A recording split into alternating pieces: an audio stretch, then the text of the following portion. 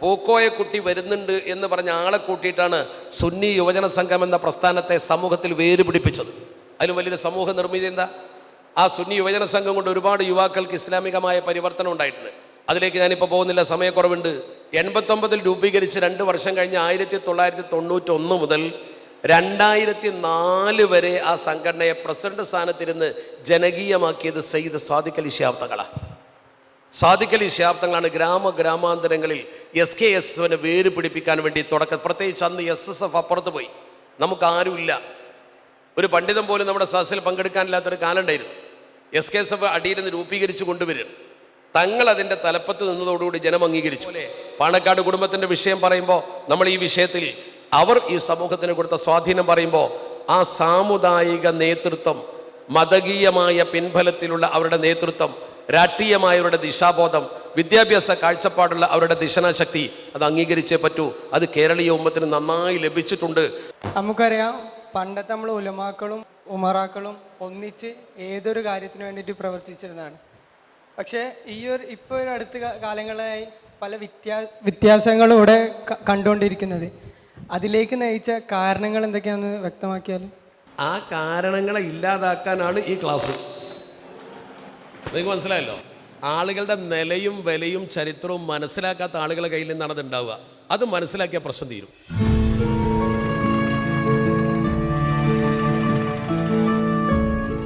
അസ്സലാമു അലൈക്കും വറഹ്മത്തുള്ളാഹി വബറകാതുഹു. അൽഹംദുലില്ലാഹ് വസ്സലാത്തു വസ്സലാമു അലാ അഷ്റഫി റസൂലില്ലാഹ് വഅലാ ആലിഹി വഅസ്ഹാബിഹിൽ ഫായിസീന ബിറളില്ലാഹ്. ആദരണീയരായ പ്രിയപ്പെട്ട ദാറുഹുദയിലെ ഈ കൊളോക്യത്തിൽ പങ്കെടുക്കുന്ന വിദ്യാർത്ഥികൾ, അതുപോലെ തന്നെ ഇത് സംഘടിപ്പിച്ച അസാസിൻ്റെ ഭാരവാഹികൾ, ഇവിടെ സന്നിഹിതരായിട്ടുള്ള നല്ലവരായ ദീനീ തൽപരരായ സഹോദരങ്ങൾ, ശരിക്കൊരു ഇൻട്രാക്ഷൻ ടോക്ക് പോലെയാണ് നമ്മൾ ഈ പരിപാടിയെ കാണുന്നത്. നിങ്ങൾ പൂക്കൾ വേര് തേടുന്നു എന്ന ഈ പരിപാടിയുടെ ഉദ്ദേശിക്കുന്നത്, ഞാൻ മനസ്സിലാക്കുന്നത്, നമ്മുടെ പൈതൃകത്തെക്കുറിച്ചും അതുപോലെ തന്നെ നമ്മുടെ പാരമ്പര്യത്തെക്കുറിച്ചുമൊക്കെ ഒരു വിശദമായ അന്വേഷണം നടത്തുക എന്നതാണ്. ആ ഒരർത്ഥത്തിലാണ് നമ്മുടെ ഈ പരിപാടിയെ കാണുന്നതും മനസ്സിലാക്കിയിട്ടുള്ളതും. എന്തായാലും നമ്മൾ സമസ്തയുടെ പ്രവർത്തകരായതുകൊണ്ട് നമ്മളെപ്പോഴും പൈതൃകത്തെ തേടേണ്ടവർ തന്നെയാണ്. കാരണം നമ്മുടെ അടിത്തറ പൈതൃകമാണല്ലോ. ആ പാരമ്പര്യാധിഷ്ഠിതമായ പ്രവർത്തനങ്ങളിലൂടെ ഇസ്ലാമിൻ്റെ അടിത്തറ സമൂഹത്തിന് ബോധ്യപ്പെടുത്തി കൊടുക്കുകയും അതനുസരിച്ചുള്ള ഒരു നവോത്ഥാന പ്രക്രിയ സമൂഹത്തിൽ നിർമ്മിച്ചെടുക്കുകയും ചെയ്യുന്നതാണ് നമ്മുടെ പ്രവർത്തന രീതി. ഇവിടെ നമ്മൾ പാണക്കാടിൻ്റെ ചരിത്രവും അതുപോലെ തന്നെ പൈതൃകവും ഉൾക്കൊള്ളുന്ന രീതിയിൽ ആ സാമൂഹിക പശ്ചാത്തലത്തിൽ അവർ ചെയ്തു വെച്ച സേവന പ്രവർത്തനങ്ങളെക്കുറിച്ചുള്ള ചർച്ചയാണ് സംഘടിപ്പിക്കുന്നത്. അതിലേക്കാണ് നിങ്ങളുടെ ശ്രദ്ധ ഞാൻ കൊണ്ടുവരുന്നത്. നമ്മൾ ഏതൊരു വിഷയത്തെ സമീപിക്കുമ്പോഴും അതിൻ്റെ അടിസ്ഥാനപരമായ കടന്നുവരവ്, പശ്ചാത്തലം എന്നിവയൊക്കെ പഠിക്കേണ്ടിയിരിക്കുന്നു. നിങ്ങൾക്കറിയാമായിരിക്കാമെങ്കിലും കേരളത്തിലെ സയ്യിദ് കുടുംബം ഇസ്ലാമിക പ്രബോധന മേഖലയിൽ വലിയ പങ്ക് വഹിച്ച ജനസ്വാധീനമുള്ള ഒരു വിഭാഗമാണ്. അവരുടെ ഇടപെടലുകൾ കൊണ്ട് പരിശുദ്ധ ദീനുൽ ഇസ്ലാമിൻ്റെ പ്രചരണ പ്രവർത്തനങ്ങൾക്ക് ആക്കം കൂട്ടാൻ നമുക്ക് കഴിഞ്ഞിട്ടുണ്ടെന്ന് മാത്രമല്ല, അതുവഴി നമ്മുടെ സമൂഹത്തിൽ പ്രബോധനം സുസാധ്യമായിട്ടുണ്ട്. അതിലേറ്റവും പ്രധാനപ്പെട്ട പങ്കുവഹിച്ച ഒരു കുടുംബത്തെക്കുറിച്ചാണ് നമ്മൾ പറയുന്നത്. ഇത് പറയുമ്പോൾ ആമുഖമായൊരു കാര്യം മനസ്സിലാക്കണം. സയ്യിദ് കുടുംബങ്ങൾ കേരളത്തിൽ ധാരാളമുണ്ട്. സയ്യിദന്മാരെല്ലാവരും അഹ്ലുബൈത്തിൽപ്പെട്ട ആളുകളാണെങ്കിൽ ആ അഹ്ലുബൈത്തിനെ നമ്മൾ ഒരുപോലെ ബഹുമാനിക്കുന്നു, ആദരിക്കുന്നു. അവരൊക്കെ അഷ്റഫുൽ ഖൽഖ് സ്വല്ലല്ലാഹു അലൈഹി വസല്ലമ തങ്ങളുടെ കുടുംബ പരമ്പരയിൽപ്പെട്ട ആളുകളാണ്. നബി തങ്ങൾ ഇവിടുന്ന് പോകുമ്പോൾ ഉദക്കിറുക്കും എന്ന് പറഞ്ഞ് ആവർത്തിച്ച് അള്ളാഹുവിൻ്റെ കിതാബും അതുപോലെ തന്നെ എൻ്റെ അഹ്ലുബൈത്തും നിങ്ങളുടെ മുമ്പിലുണ്ട് എന്ന് പറഞ്ഞിട്ടുണ്ട്. ആ അഹ്ലുബൈത്ത് വളരെ പ്രധാനമാണ്. പക്ഷെ നമ്മൾ ഈ ചർച്ചയിൽ അല്ലെങ്കിൽ ഈ കൊളോക്യത്തിൽ നമ്മളൊരു കുടുംബത്തിൻ്റെ ആ അടിസ്ഥാന പശ്ചാത്തലം മാത്രമാണ് ചർച്ച ചെയ്യുന്നത് എന്നതുകൊണ്ട് അതിൻ്റെ പരിസരത്ത് മാത്രം നിന്നുകൊണ്ടാണ് ഞാൻ നിങ്ങളോട് സംസാരിക്കുന്നത്. ആ ഒരു പരിസരത്ത് നിന്നുകൊണ്ട് സംസാരിക്കുമ്പോൾ ആദ്യമായി ആ കുടുംബത്തിൻ്റെ കടന്നുവരവ്, അവരിവിടെ ചെലുത്തിയ സ്വാധീനം ഇത്യാദി കാര്യങ്ങളെക്കുറിച്ചൊക്കെ നമ്മൾ മനസ്സിലാക്കേണ്ടതാണ്. അപ്പോൾ ചരിത്രത്തിൽ കാണാൻ കഴിയും, ബഹുമാനപ്പെട്ട സയ്യിദ് ശിഹാബുദ്ദീൻ അലിയുൽ ഹദറമി, അദ്ദേഹത്തിൻ്റെ ചരിത്രം നിങ്ങൾ പരിശോധിച്ചാൽ പ്രവാചക പരമ്പരയിലൂടെ നമ്മൾ നോക്കിയാൽ കാണാൻ കഴിയും, അദ്ദേഹം യമനിലെ തെരീമിൽ ജനിച്ച വ്യക്തിയാണ്. ഇന്നത്തെ നമ്മുടെ പാണക്കാട് കുടുംബത്തെ പോലെ തന്നെ അവിടെ പ്രശ്നങ്ങൾ പരിഹരിക്കാനും പ്രതിസന്ധികൾ തരണം ചെയ്യാനും ജനങ്ങൾക്ക് ആശ്വാസം നൽകാനുമൊക്കെ വളരെയധികം മുന്നിൽ നിന്നിരുന്നൊരു വ്യക്തിയാണ് സയ്യിദ് ശിഹാബുദ്ദീൻ അലിയുൽ ഹദറമി എന്ന് പറയുന്ന മഹാനവർകൾ. അദ്ദേഹത്തിൻ്റെ ജീവചരിത്രം നമുക്ക് പരിശോധിച്ചാൽ കൃത്യമായി കിട്ടും. ആ ജീവചരിത്രത്തിൽ അദ്ദേഹത്തിൻ്റെ ആ കാലഘട്ടത്തിൽ അദ്ദേഹം ചെയ്തു വെച്ച സേവന പ്രവർത്തനങ്ങളുടെ മഹത്വം വിശദീകരിക്കുന്നുണ്ട്. ഈ സയ്യിദ് ശിഹാബുദ്ദീൻ അലിയുൽ ഹദറമി എന്ന് പറയുന്ന വ്യക്തിയാണ് യമനിലെ തെരീമിൽ നിന്ന് ആദ്യമായി കേരളത്തിലേക്ക് കടന്നു വന്ന വ്യക്തി. ആദ്യമായി എന്ന് പറഞ്ഞാൽ സയ്യിദ് കുടുംബത്തിൽ ആദ്യമായി എന്നല്ല, പാണക്കാട് കുടുംബത്തിൽ ആദ്യമായി, അങ്ങനെ മനസ്സിലാക്കണം. പ്രവാചക പരമ്പരയുടെ ചരിത്രം പഠിക്കുന്ന സമയത്ത് മദീനയിൽ നിന്ന് പിന്നെ അങ്ങനെ അവർ സഞ്ചരിച്ച പാതകളും, അഹമ്മദുൽ മുഹാജിർ എന്ന് പറയുന്ന വ്യക്തി അവിടുന്ന് മാറിപ്പോയി അദ്ദേഹം പിന്നീട് ഇപ്പം നമ്മൾ അറിയപ്പെടുന്ന പ്രദേശമായ യമനിലെത്തുകയും ആ യമനിലൂടെ അവരുടെ പരമ്പര വളർന്നു വരികയും ചെയ്ത ചരിത്രങ്ങളൊക്കെ നിങ്ങൾക്ക് അറിയാവുന്നതാണ്.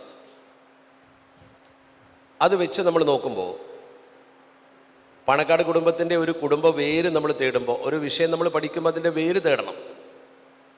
എന്നിട്ട് അവർ ചെയ്ത പരിവർത്തന പ്രക്രിയയുടെ പശ്ചാത്തലം പഠിക്കണം.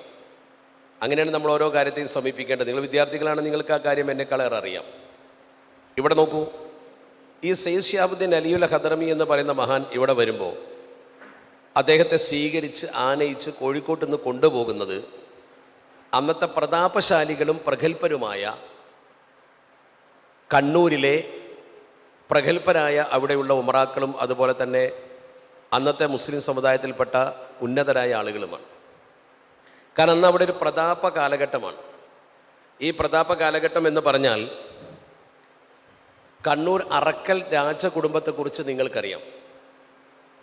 അവർ വലിയ പ്രതാപികളായ ആളുകൾ. അതുകൊണ്ട് തങ്ങൾ ഇവിടെ വന്നപ്പോൾ, വിദേശിയായൊരു വലിയ തങ്ങൾ ഇവിടെ വന്നപ്പോൾ അദ്ദേഹത്തെ സ്വീകരിച്ച് അവർ നേരിട്ട് കൊണ്ടുപോയി അവിടെ കാളിയാക്കി, അവിടെ അദ്ദേഹം ജീവിച്ച് അവർക്ക് നേതൃത്വം കൊടുത്ത് അദ്ദേഹം മരണപ്പെട്ടതും അവിടെ തന്നെയാണ്. വളപട്ടണത്ത് കക്കുളങ്ങര പള്ളി എന്നൊരു പള്ളിയുണ്ട്. കണ്ണൂർക്കാരെങ്കിലും കുട്ടികളുണ്ട്, അവർക്കറിയാം. കക്കുളങ്ങര, വളപട്ടണം അറിയാലോ. ആ പള്ളിയിലാണ് അദ്ദേഹത്തിൻ്റെ ഖബറുള്ളത്. അത് കണ്ണൂരിലേക്ക് കൊണ്ടുപോകാൻ കാരണം അന്ന് കണ്ണൂർ ഒരു പ്രതാപ ഐശ്വര്യമുള്ള കാലഘട്ടമാണ്. ഇനി അതിൻ്റെ ഒരു പശ്ചാത്തലം വേണമെങ്കിൽ പറയാം. അറക്കൽ രാജകുടുംബമാണ് അവിടെ മുസ്ലിങ്ങൾക്കൊരു പ്രതാപം ഉണ്ടാക്കി കൊടുത്തത്. ആ പ്രതാപത്തിൻ്റെ ഒരു പശ്ചാത്തലം എന്ന് പറയുന്നത്, ഒന്നുകൂടി പുറകോട്ട് പോയാൽ, ചരിത്രം പറയുമ്പോൾ കുറേ പുറകോട്ടൊക്കെ സഞ്ചരിക്കേണ്ടി വരും. നമ്മുടെ ചേരമാൻ പെരുമാൾ എന്ന് നമ്മൾ പറയുന്ന ബാണപ്പെരുമാൾ, അദ്ദേഹം ചന്ദ്രൻ്റെ പിളർപ്പ് കണ്ട് അത് താളിയോല എഴുതി വെച്ച് പിന്നീട് ആദമല കാണാൻ വന്ന ആളുകളോട് അതേക്കുറിച്ച് സംവദിച്ച് അവർ പരിശുദ്ധ പ്രവാചകരുടെ മൊഴിജിസത്താണതെന്ന് പറഞ്ഞ് അവർ ആ സംഭവം നടന്ന ഡേറ്റ് കൃത്യമായി പറഞ്ഞപ്പോൾ ഇദ്ദേഹം താളിയോലിൽ എഴുതിയ ഡേറ്റും അതും തമ്മിൽ ഒത്തു നോക്കുമ്പോൾ രണ്ടും വളരെയധികം യോജിപ്പുള്ളതായി കണ്ടപ്പോൾ അദ്ദേഹത്തിന് അതിൽ വലിയ വിശ്വാസമുണ്ടായി. ആ വിശ്വാസത്തിൻ്റെ പശ്ചാത്തലത്തിലാണ് അദ്ദേഹം പിന്നീട് പരിശുദ്ധ പ്രവാചകനെ കാണാൻ വേണ്ടി യാത്ര പോകാൻ തീരുമാനിക്കുന്നത്. ആ യാത്ര പോയി അദ്ദേഹത്തിൻ്റെ മടക്കയാത്രയിലാണ് അദ്ദേഹം മരണപ്പെട്ടത് എന്ന് ചരിത്രം പറയുന്നുണ്ട്. അദ്ദേഹത്തിൻ്റെ എഴുത്തുമായിട്ടാണ് പ്രബോധകർ പിന്നെ ഇങ്ങോട്ട് വരുന്നത്. ഈ ഒരു പശ്ചാത്തലം നിങ്ങളുടെ മുമ്പിലുണ്ടാവും. ഇവിടെ ചരിത്രം പറയുന്നുണ്ട്, അദ്ദേഹം നേരിട്ട് കൊടുങ്ങല്ലൂരിൽ നിന്നല്ല പോയത്. ഇത് ഈ വിഷയത്തിൽ ഒരുപാട് ചരിത്രകാരന്മാർ വ്യത്യസ്ത വീക്ഷണക്കാരാണ്. അത് ഏത് ബാണപ്പെരുമാളാണ് പോയി എന്ന കാര്യത്തിൽ തർക്കമുള്ളൂ. ഒരാൾ പോയി എന്നുള്ള കാര്യം ഉറപ്പാണ്. MGS നാരായണനെ അടിസ്ഥാനപരമായി നിശ്ചയിച്ചപ്പോൾ ഡോക്ടർ CK കരീം സാറ് വളരെ മനോഹരമായിട്ട് അത് പറയുന്നുണ്ട്. മാത്രമല്ല, ഖാദി മുഹമ്മദിൻ്റെ ഫതഹുൽ മുബീൻ എന്ന് പറയുന്ന ഖാദി മുഹമ്മദ് റഹ്മഹുല്ല ചരിത്രം പഠിച്ചെഴുതിയ ആളാണ്, പണ്ഡിതനാണ്. അന്നത്തെ പണ്ഡിതന്മാരൊന്നും ഇല്ലാത്ത കാര്യം എഴുതൂല. കോഴിക്കോട് ഖാദിമാരിൽ പ്രമുഖനായ ഖാദി മുഹമ്മദ് റഹ്മത്തുള്ളാഹി അലൈഹി തങ്ങളുടെ ഒരു ചരിത്ര ഗ്രന്ഥമുണ്ട്, കവിതയാണ്, ഇപ്പോഴും വാങ്ങാൻ കിട്ടും, ഫത്ഹുൽ മുബീൻ. അതിൽ അദ്ദേഹം ആ സംഭവം വിശദീകരിക്കുന്നുണ്ട് കവിതയായിട്ട്.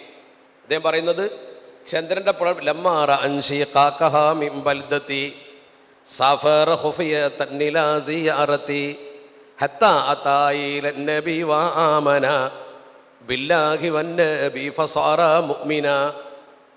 ഇദ്ദേഹം ഈ ചന്ദ്രൻ്റെ പിളർപ്പ് കണ്ട് അവിടെ പോയി ഇസ്ലാം മതം സ്വീകരിച്ച് മുസ്ലിമായി എന്നാണ് പറയുന്നത്. അങ്ങനെ അദ്ദേഹം ലമ്മാ റുജൂഇഹില മലൈബാർ, മലബാറിലേക്ക് അദ്ദേഹം മടങ്ങുമ്പോൾ അസാബഹുൽ മൗതു മിനൽ ലഫാർ, ലഫാർ എന്ന സ്ഥലത്ത് വെച്ച് അദ്ദേഹത്തിന് മരണം പിടികൂടി. ലഫാർ എന്ന് പറഞ്ഞാൽ സലാലിലാണ്. ലഫാർ എന്ന് പറയുന്നത് സലാലയാണ്. ഇപ്പോഴും സലാലിൽ നിങ്ങൾ ചെന്നാൽ അവിടുത്തെ ചില പോലീസ് സ്റ്റേഷൻ്റെ മുകളിലൊക്കെ ഉണ്ട് മന്തക്കത്തുൽ ലഫാർ എന്ന് എഴുതി വെച്ചിട്ടുണ്ട്. സലാലാണ് പണ്ട് യമൻ്റെ ഭാഗമാണ്. അങ്ങനെ ഞാനിത് പറയാൻ കാരണം, ഈ മടക്ക യാത്രയിൽ അദ്ദേഹത്തിൻ്റെ കൂടെ അദ്ദേഹത്തിൻ്റെ പെങ്ങളുടെ കുട്ടിയുണ്ട്. അതാണ് ഞാൻ പറഞ്ഞത്, ഇവിടുന്ന് അങ്ങോട്ട് പോകുന്ന സമയത്ത് അവർ പോകുമ്പോൾ നേരിട്ട് കൊടുങ്ങല്ലൂരിൽ നിന്ന് പോകുന്നതിന് പകരം നേരെ ചാലിയത്തെത്തി. അദ്ദേഹത്തിൻ്റെ സാമന്തന്മാരായ കുറേ ആളുകളവിടെ താമസിക്കുന്നുണ്ടായിരുന്നു. അവരോടൊക്കെ കാര്യങ്ങൾ പറഞ്ഞ് ബോധ്യപ്പെടുത്തി അദ്ദേഹം നേരെ ധർമ്മടത്ത് പോയി. പെങ്ങൾ ശ്രീദേവി എവിടെയുണ്ട്, ശ്രീദേവിയോട് പറഞ്ഞു ഇങ്ങനെ പോകുന്നു. അപ്പോൾ ശ്രീദേവി പറഞ്ഞു, എന്നാൽ എൻ്റെ മകനെയും കൊണ്ടുപോയിക്കൊള്ളുന്നു, മരുമക്കത്തായമാണ്, പെങ്ങളെ കുട്ടിയെ ഇദ്ദേഹമാണ് പരിരക്ഷിക്കുക, അനന്തരാവകാശി. ആ കുട്ടിയുടെ പേരാണ് കോഹിനൂർ. ഈ കോഹിനൂറിനെ കൊണ്ടാണ് അദ്ദേഹം പോയത്.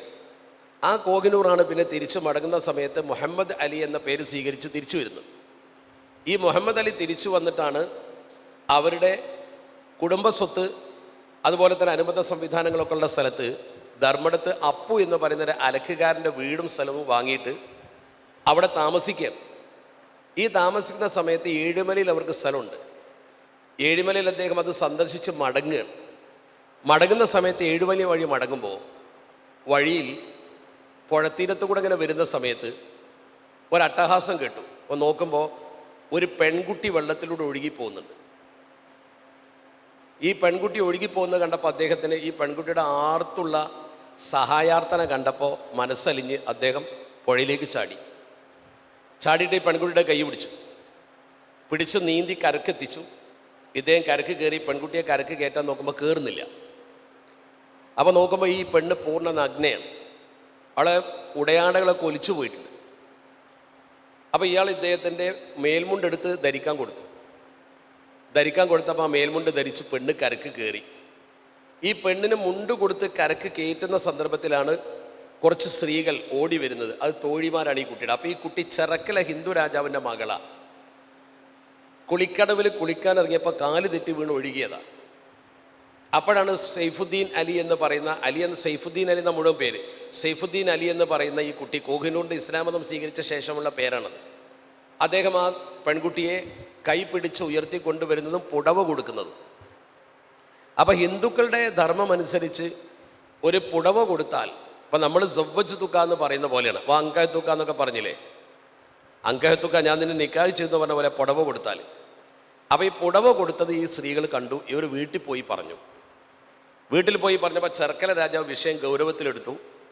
അങ്ങനെ രാജാവ് മാന്യത കാണിച്ച് സൈഫുദ്ദീനെ തൻ്റെ മകളെ കെട്ടിച്ചു കൊടുക്കാൻ തയ്യാറായി. അങ്ങനെ കെട്ടിച്ചു കൊടുത്തു. അവൾക്ക് പാരിതോഷികമായി സമ്മാനമായി ഒരു പ്രദേശവും അദ്ദേഹം എഴുതി കൊടുത്തു. ഒരു ഭൂപ്രദേശം, രാജാവല്ലേ, ചെർക്കൽ രാജാവ്. അത് എഴുതി കൊടുക്കുകയും വീട്ടിൽ നിന്ന് പോകുമ്പോൾ അമ്മയുടെ സമ്മാനമായി ഒരു കുത്തുവിളക്ക് കൊടുത്തു. തമ്പുരാട്ടി വിളക്ക് എന്നതിന് പറയാം. ആ വിളക്ക് ഇന്നും അറക്കൽ രാജകുടുംബത്തിൽ കണ്ണൂരിൽ സൂക്ഷിക്കുന്നുണ്ട്. കണ്ണൂരുകാർക്ക് അറിയാമായിരിക്കാം. ആഘോഷവേളയിൽ ആ വിളക്ക് എടുത്ത് വെക്കാറുണ്ട്. തമ്പുരാട്ടി വിളക്ക് എന്നാ പറയാം. അപ്പോൾ ഇവിടെ ഈ അറക്കൽ രാജ സ്വരൂപം രൂപപ്പെടുന്നത് ഇങ്ങനെയാണ്. ഒരു പെൺകുട്ടിയുടെ ജീവൻ രക്ഷിച്ച സമയത്ത് ഇതെല്ലാവരും എഴുതിയിട്ടുണ്ട്. കൊട്ടാരത്തിൽ ശങ്കുണ്ണിയുടെ ഐതിഹ്യമാലയിൽ ഈ സംഭവം പറയുന്നുണ്ട്. പക്ഷെ ചെറിയൊരു വ്യത്യാസം അദ്ദേഹം അവിടെ രേഖപ്പെടുത്തിയ ഇദ്ദേഹത്തിന് മതം മാറാൻ അനുമതി കൊടുത്തു എന്നുള്ള രീതിയിൽ അല്ല, മറ്റൊരു രീതിയിലാണെങ്കിലും ഈ സംഭവം ഉദ്ധരിക്കുന്നുണ്ട്. സൈഫുദ്ദീൻ ഈ പെണ്ണിനെ രക്ഷപ്പെടുത്തിയ സംഭവം കൃത്യമായി കൊട്ടാരത്തിൽ ശങ്കുണ്ണി അടക്കം എഴുതിയിട്ടുണ്ട്. ചരിത്രകാരന്മാരൊക്കെ എഴുതിയിട്ടുണ്ട്. ഐതിഹ്യമാല വായിച്ചാൽ മതി. അപ്പോൾ ചുരുക്കത്തിൽ അന്ന് ഈ അറക്കൽ രാജകുടുംബത്തിൻ്റെ സാന്നിധ്യം മുസ്ലിങ്ങൾക്ക് വലിയ ഒരു മുന്നേറ്റം ആ പ്രദേശത്ത് ഉണ്ടാക്കി കൊടുത്തിട്ടുണ്ട്. അതിൻ്റെ പശ്ചാത്തലത്തിലാണ് കോഴിക്കോട്ട് ബഹുമാനപ്പെട്ട സയ്യിദ് ഹുസൈൻ ശിഹാബുദ്ദീൻ തങ്ങൾ വന്നപ്പോൾ അദ്ദേഹത്തെ നേരെ കൊണ്ടുപോയി അവിടെ കാളിയാക്കി അവിടെ മതപ്രബോധനത്തിന് സൗകര്യം ചെയ്തു കൊടുത്തത്. പാണക്കാട് കുടുംബത്തിൻ്റെ പേരാണ് ഞാൻ പറയുന്നത്. എന്തുകൊണ്ട് അവിടെ വളപട്ടണത്തെത്തി എന്നൊരു മറുപടി വേണമല്ലോ. അതെങ്ങനെ വളപട്ടണത്ത് അദ്ദേഹത്തിൻ്റെ ഖബറുണ്ടായി, എന്തുകൊണ്ട് വളപട്ടണത്തേക്ക് പോയി? കോഴിക്കോടാണെങ്കിൽ കുഴപ്പമില്ല, കാരണം കോഴിക്കോടാ കപ്പലിൽ വരുന്നത്. അങ്ങോട്ട് കൊണ്ടുപോകാൻ കാരണം അവിടെ കണ്ണൂർക്കാരായ അറക്കൽ കുടുംബത്തിൽപ്പെട്ട പ്രമുഖരായ ആളുകളാണ് വിളിച്ചു കൊണ്ടുപോയത്. അദ്ദേഹത്തിൻ്റെ മകൻ ഹുസൈൻ മുല്ലക്കോയ. ഈ ഹുസൈൻ മുല്ലക്കോയ എന്ന് പറയുന്ന കേരളത്തിലേക്ക് ആദ്യം വന്ന സെയ്ദ് ഷിഹാബുദ്ദീൻ അലിയുൽ ഹദറമി എന്ന് പറയുന്ന തങ്ങളുടെ മകൻ, മൂത്ത മകൻ, ആ മകൻ വിവാഹം കഴിച്ചത് അറക്കൽ രാജകുടുംബത്തിലെ ഖദീജ എന്ന് പറയുന്ന മഹദിയാണ്, കണ്ണൂരിൽ നിന്ന്. അപ്പം അറക്കലിൽ നിന്ന് വിവാഹം കഴിക്കുക എന്ന് പറയുമ്പോൾ അന്ന് വലിയ സ്റ്റാറ്റസാണ്. അത് സാധാരണക്കാർക്ക് സാധിക്കുന്ന കാര്യമല്ല. ആ രീതിയിലാണ് ആ കുടുംബത്തിൻ്റെ ഔന്നത്യം. അങ്ങനെ വിവാഹം കഴിച്ചു. കണ്ണൂരുകാരുണ്ടാവും, കണ്ണൂരിൽ വിവാഹം കഴിച്ചാൽ ഭാര്യ വിട്ട് താമസിക്കണം എന്നാണ്. അങ്ങനെയാണ് അവിടുത്തെ വെപ്പ്. ഇദ്ദേഹം അതിന് തയ്യാറായില്ല. അദ്ദേഹം നേരെ കോഴിക്കോട്ടേക്ക് വന്നു. കോഴിക്കോട്ടേക്ക് വന്ന് കോഴിക്കോട് അദ്ദേഹം ഒരു വീടെടുത്ത് താമസിച്ചു. കുമ്മട്ടി വീട് എന്നാണ് വീടിന് പറയാം, കുമ്മട്ടി വീട്. അങ്ങനെ അദ്ദേഹം അവിടെ ഇളയ എന്ന പേരിലാണ് അറിയപ്പെട്ടത്. ഇളയ എന്നറിയപ്പെടാൻ കാരണം ഈ അറക്കൽ കുടുംബത്തിൽ നിന്ന് വിവാഹം കഴിച്ചാൽ ഇളയ എന്നുള്ളൊരു പേരുണ്ടാവും. അങ്ങനെ അദ്ദേഹം അവിടെ ഒരു പള്ളി ഉണ്ടാക്കി, ഇളയൻ്റെ പള്ളി എന്ന് അതിന് പറയാം. അദ്ദേഹം അവിടെ തന്നെയാണ് അന്ത്യവിശ്രമം കൊള്ളുന്നത്. ഇപ്പം രണ്ടാളായി, മനസ്സിലാക്കണം പരമ്പര. നേരെ ആദ്യം കേരളത്തിൽ കാലുകുത്തിയത് സെയ്ദ് ഷിഹാബുദ്ദീൻ അലിയുൽ ഹദറമി. അദ്ദേഹത്തിൻ്റെ മകൻ സെയ്ദ് ഹുസൈൻ മുല്ലക്കോയ തങ്ങൾ കോഴിക്കോട്ട് മറവിട്ട് കിടക്കുന്നു. കോഴിക്കോട്ട് വരാനുള്ള കാരണം കണ്ണൂരിൽ ഭാര്യ വീട്ട് താമസിക്കാൻ താല്പര്യമില്ലായക കൊണ്ട് കോഴിക്കോട്ട് വന്ന് വീടെടുത്തതാണ്. അദ്ദേഹത്തിൻ്റെ ഒരു മകൻ സയ്യിദ് മുഹദാറുൽ ഹദറമി എന്ന പേര്, സയ്യിദ് മുഹദാറുൽ ഹദറമി. അദ്ദേഹം മലപ്പുറത്ത് നിന്ന് ബുഹാരി കുടുംബത്തിൽ നിന്ന് കല്യാണം കഴിച്ചു. മലപ്പുറം ബുഹാരി കുടുംബത്തിൽ നിന്ന് കല്യാണം കഴിച്ചതുകൊണ്ട് അദ്ദേഹം നേരെ മലപ്പുറത്തേക്ക് താമസം മാറ്റി. അങ്ങനെ അദ്ദേഹം മലപ്പുറത്ത് വന്നു. അദ്ദേഹം വലിയ പണ്ഡിതനായിരുന്നു. എന്ന് പറഞ്ഞാൽ അദ്ദേഹത്തിൻ്റെ പ്രൊഫൈൽ നോക്കിയാൽ നമുക്ക് കാണാൻ പറ്റും അദ്ദേഹം പ്രമുഖനാണ്. അദ്ദേഹം 1212 ജനിക്കുന്നത്. അദ്ദേഹം മമ്പുറം തങ്ങളിൽ നിന്നും ത്വരീക്കത്ത് സ്വീകരിച്ച ആളാണ്. കുത്തുബുസ്സമാൻ്റെ കയ്യിൽ നിന്ന് ത്വരീക്കത്ത് സ്വീകരിച്ചു. അതുപോലെ തന്നെ പ്രഗത്ഭരായ പണ്ഡിതന്മാരിൽ നിന്ന് ഇൽമ് കോഴിക്കോട് കാദിമാരിൽ നിന്നൊക്കെ പഠിച്ച് ഒരുപാട് മഹല്ലുകളുടെ കാദിയായി മലപ്പുറത്ത് പ്രതാപത്തോടെ ജീവിച്ച ആളാണ് മുഹദാറുൽ ഹദറമി എന്ന് പറയുന്ന സയ്യിദ്. മലപ്പുറത്ത് ആദ്യമായി പാണക്കാട് കബീലയിൽ നിന്ന് വരുന്ന ഷിഹാബുദ്ദീൻ കബീലയിലെ ആദ്യത്തെ തങ്ങളാണ് മുഹദാറുൽ ഹദറമി. അദ്ദേഹമാണ് മലപ്പുറത്ത് ആദ്യം വരുന്നത്. ഇതാണ് പേര്. അദ്ദേഹത്തിൻ്റെ ഒരു മകനുണ്ടായിരുന്നു. അദ്ദേഹമാണ് ചരിത്ര പ്രസിദ്ധമായ സ്വാതന്ത്ര്യ സമരത്തിലെ പോരാളിയായി അറിയപ്പെടുന്ന വെല്ലൂരിൽ അന്ത്യവിശ്രമം കൊള്ളുന്ന ബഹുമാനപ്പെട്ട ഹുസൈൻ ആറ്റക്കോയ തങ്ങൾ. സ്വാതന്ത്ര്യ സമര പോരാളി, പാണക്കാട് കുടുംബത്തിലെ സ്വാതന്ത്ര്യ സമര പോരാളിയാണ് അദ്ദേഹം. അദ്ദേഹം വെറും ഒരു പോരാളി മാത്രമല്ല, വലിയ പണ്ഡിതനായിരുന്നു. അദ്ദേഹത്തിൻ്റെ മഹത്വം എന്ന് പറയുന്നത് അദ്ദേഹം ബഹുമാനപ്പെട്ട വെളിയങ്കോട് ഉമർ ഖാദി തങ്ങളടുത്ത് ഓതി പഠിച്ചിട്ടുണ്ട്. ഇബ്നു ഹിഷാമുൽ മരക്കാർ എന്ന് പറയുന്ന ഔക്കോയ മുസ്ലിയാരുടെ അടുത്ത് പഠിച്ചിട്ടുണ്ട്. ഈ രണ്ട് പേരിൽ നിന്നും അദ്ദേഹം ഇൽമു പഠിച്ചിട്ടുണ്ട്. പിന്നെ അദ്ദേഹം നമ്മുടെ താനൂരിൽ ദർസിൽ പഠിച്ചു എന്ന് മാത്രമല്ല, ഈ താനൂരിലെ ഈ ഗുരുനാഥന്മാരിൽ നിന്ന് പഠിച്ച ശേഷം പിന്നെ പൊന്നാനിയിലും പോയി പഠിച്ചു. അപ്പോൾ പഴയ കാലഘട്ടത്തിലെ താനൂർ ദർസിലും പൊന്നാനി ദർസിലും പഠിച്ച് ധാരാളം ഇൽമു കരഗതമാക്കിയൊരു വ്യക്തിയായിരുന്നു അദ്ദേഹം. ത്വരീഖത്തിൻ്റെ ഷെയ്ഖായിരുന്നു അദ്ദേഹം. ആ കാലഘട്ടത്തിൽ ബ്രിട്ടീഷ് സാമ്രാജ്യത്വത്തോട് ശക്തമായി ചെറുത്തുനിൽപ്പ് നടത്തുന്ന ഒരു യുഗമായിരുന്നല്ലോ. കനോലി സാഹിബിനെ വധിച്ചതും അനുബന്ധ സംവിധാനങ്ങളുമൊക്കെ നിങ്ങൾ ചരിത്രത്തിൽ വായിച്ചിട്ടുണ്ടാവും. മമ്പുറം സെയ്ദ് ഫദൽ പൂക്കോയ തങ്ങൾ പിതാവിൻ്റെ ഫത്വകളൊക്കെ ക്രോഡീകരിച്ച് ഉദ്ദത്തുൽ ഉംറ വൽ ഹുക്കാം ലി ഇഹാനത്തിൽ കഫറത്തി വ അബദത്തിൽ അസ്നാം എന്ന് പറയുന്ന ഒരു നല്ല ഗ്രന്ഥം എഴുതി. അത് ബ്രിട്ടീഷുകാർക്കെതിരാണ്, ബ്രിട്ടനെതിരാണ്.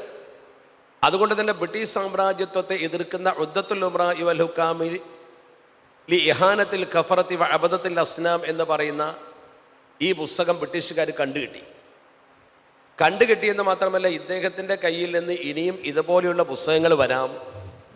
അദ്ദേഹത്തിൻ്റെ പ്രഭാഷണങ്ങളും ഇടപെടലുകളും ബ്രിട്ടീഷ് സാമ്രാജ്യത്വത്തിന് വലിയ ഭീഷണിയാകുമെന്ന് മനസ്സിലാക്കി അന്നത്തെ കലക്ടർ, മലബാർ കലക്ടർ കനോലി അദ്ദേഹത്തെ നാട് കടത്താൻ ഉത്തരവിട്ടു. മമ്പുറം തങ്ങളുടെ മകൻ സെയ്ദ് ഫضൽ പൂക്കോയ തങ്ങളെ നാട് കടത്താൻ ഉത്തരവിട്ടു. നാട് കടത്താൻ ഉത്തരവിട്ടപ്പോൾ അദ്ദേഹം ആ ഉത്തരവ് ഇറങ്ങി ബ്രിട്ടീഷുകാർ പിടിച്ച് നാട് കടത്തും മുമ്പ് എന്നെക്കൊണ്ടൊരു പ്രശ്നം ഉണ്ടാവരുത് എന്ന് കരുതി പരപ്പനങ്ങാടി നിന്ന് അദ്ദേഹം കപ്പൽ കയറിപ്പോയി.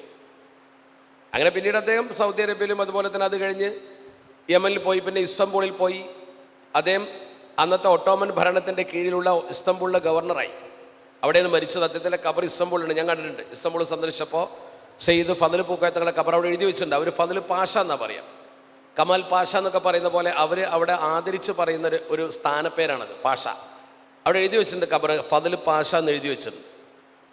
ഇസ്തംബൂൾ ടൗണിൽ തന്നെ ഒരു പ്രത്യേക മക്ബറയിൽ റോയൽ ഫാമിലിയുടെ മക്ബറയുടെ കൂടെ തന്നെയാണ് അദ്ദേഹത്തിൻ്റെ ഖബറുള്ളത്. നമുക്ക് സന്ദർശിക്കാവുന്നതാണ്. ഫضൽ പാഷ എന്ന് എഴുതി വെച്ചിട്ടുണ്ട്. ഞാൻ പറഞ്ഞു വന്നത്, അദ്ദേഹത്തെ നാട് കടത്താൻ ഈ തീരുമാനമെടുത്തപ്പോൾ അതിൽ പ്രകോപിതരായി അദ്ദേഹം നാട് കടന്നു പോയതാണെങ്കിലും ഞങ്ങളുടെ ആത്മീയ നായകനെ നാട് കടത്താൻ ഉത്തരവിട്ട കലോനി ഇനി ഇവിടെ വേണ്ട എന്ന തീരുമാനത്തിൽ കുറച്ച് മാപ്പിളമാർ സ്വയം തീരുമാനിച്ച് നേരെ കോഴിക്കോട് കടപ്പുറത്ത് പോയി. വെള്ളയിൽ കടപ്പുറത്ത് അന്നത്തെ കലക്ടർ കനോലി സാഹിബിൻ്റെ വീട്ടിലേക്ക് ഇരച്ചു കയറി അദ്ദേഹത്തിൻ്റെ തലയറുത്തു. കനോലിയെ വധിച്ചു. കനോലി വധം വലിയൊരു വിഷയമാണ്.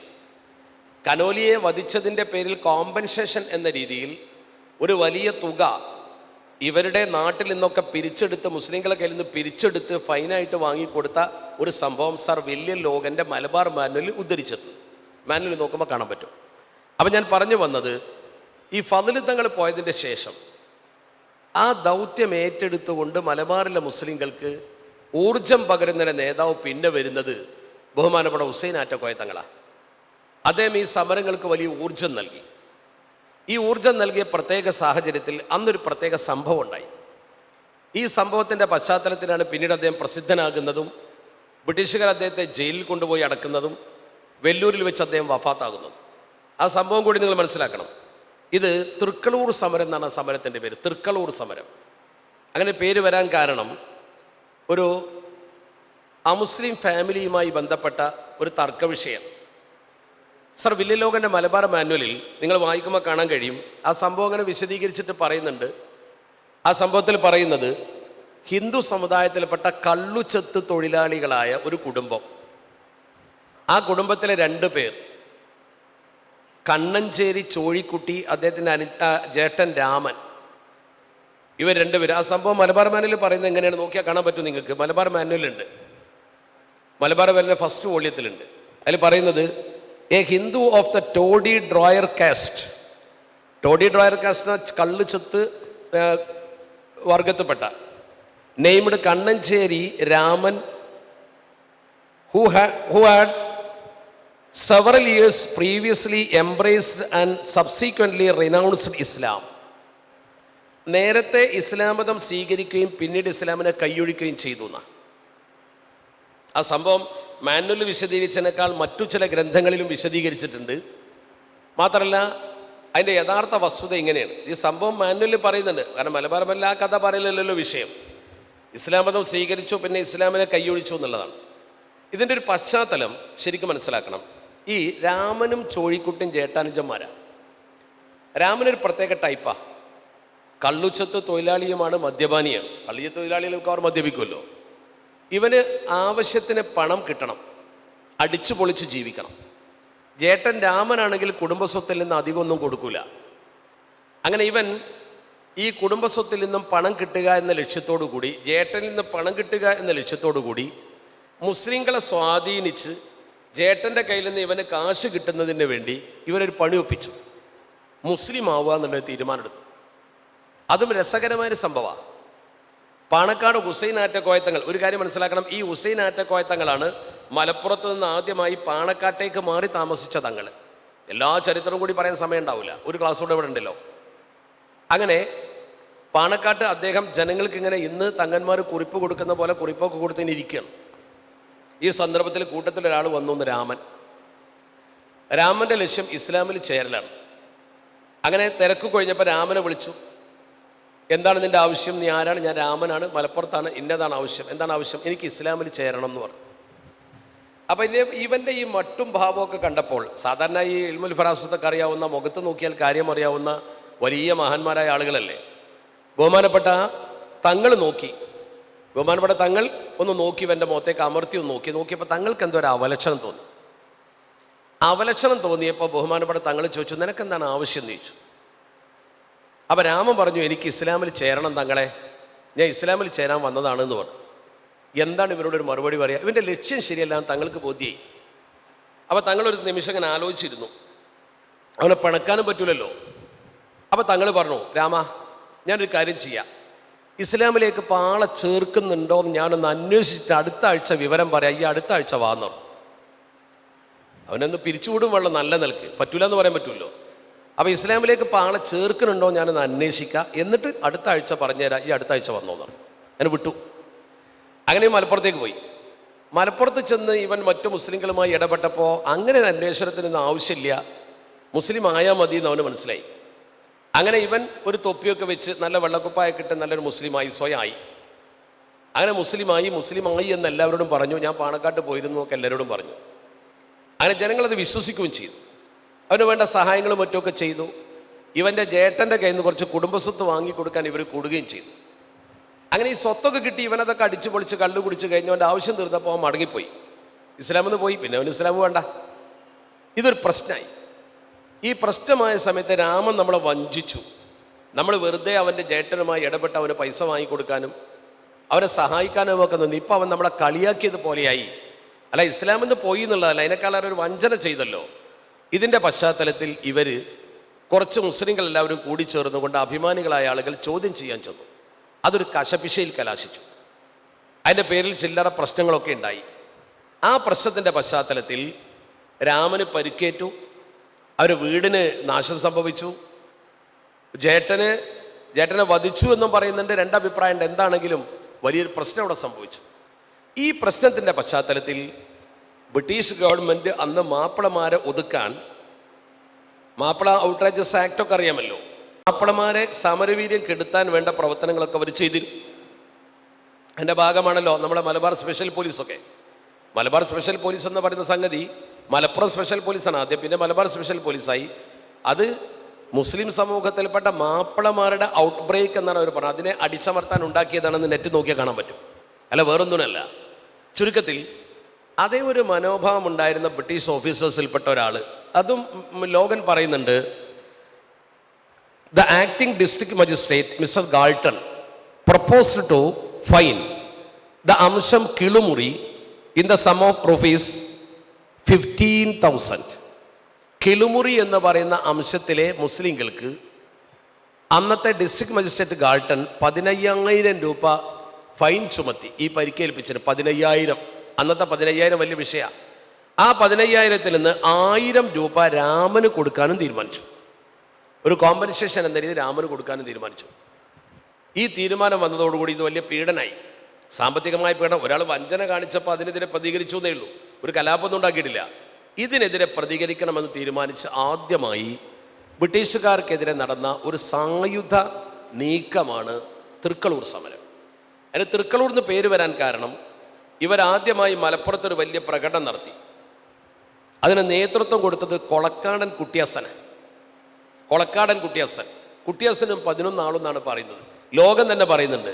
ലോകൻ്റെ മലബാർ ബാൻഡിൽ വായിച്ചാൽ കാണാൻ കഴിയും.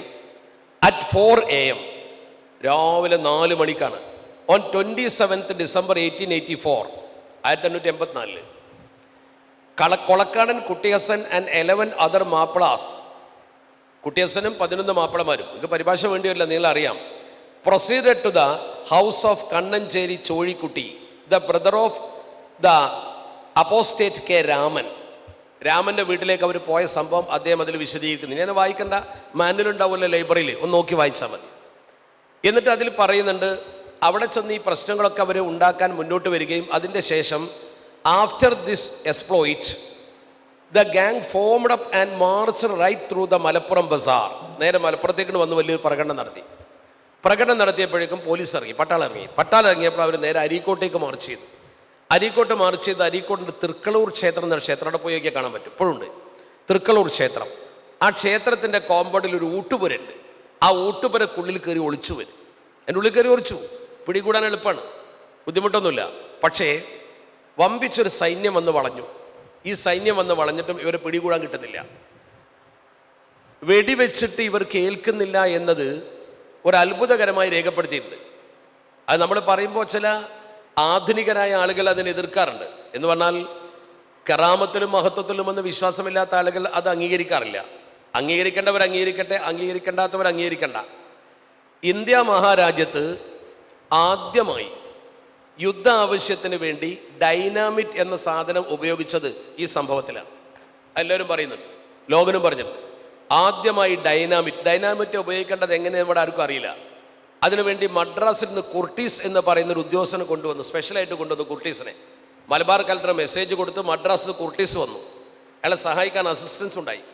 അതുവരെ വെടിവെച്ചിട്ട് ഈ പഴുതുകൾ ഉണ്ടായിട്ട് എങ്ങനെ വെടിവെച്ചാലും ഇതിൻ്റെ ഉള്ളിലേക്ക് ഏൽക്കുന്നില്ല. ഈ 11 പേർക്കും കുട്ടിയസിനും വെടി കൊള്ളുന്നില്ല. നാരോ എസ്കേപ്പ് എന്നാണ് അതിൽ ലോകൻ പറഞ്ഞിട്ടുള്ളത്. ഇതിൽ നോക്കൂ നിങ്ങൾ, അതിൽ തന്നെ പറഞ്ഞ പ്രധാനപ്പെട്ട ചില കാര്യങ്ങളുണ്ട് ഇവർ ചെയ്തതിൽ. അതിൻ്റെ പറയുന്നുണ്ട്, ഇറ്റ് ഈസ് മാർവലസ്. കണ്ടോ, അത്ഭുതകരം എന്നാ പറയുന്നത്. അദ്ദേഹം തന്നെ പറയുന്നത് marvellous that the casualty were so few number considering that the fanatics were afterward estimated to have fired not less than 250 shots. ഈ ആൾക്കാർക്ക് വേണ്ടി 250 വെടി ഉണ്ട വെച്ചിട്ടും അതിൻ്റെ മുകളിൽ പറയുന്നുണ്ട് ഒരു നാരോ എസ്കേപ്പ് എങ്ങനെയോ അത്ഭുതകരമായി സംഭവിച്ചിട്ടുണ്ട്. എന്താണെന്ന് അവർക്ക് അറിയില്ല. അപ്പം എന്തോ ഒരു അത്ഭുതം അവിടെ സംഭവിച്ചിട്ടുണ്ടെന്ന് അവർ പറയുന്നുണ്ട്. പൂർണ്ണമായി ലോകൻ അങ്ങനെ പറയില്ലല്ലോ. ചുരുക്കത്തിൽ ഇവർക്ക് വെടിയേൽക്കാത്ത സംഭവം ഇവർ അത്ഭുതപ്പെടുത്തി.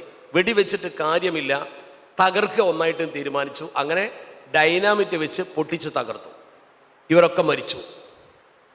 ഈ മരിച്ചു വീണ ആളുകളുടെ കയ്യിൽ ഒരു പ്രത്യേക ഏലസ് ഉണ്ടായിരുന്നു.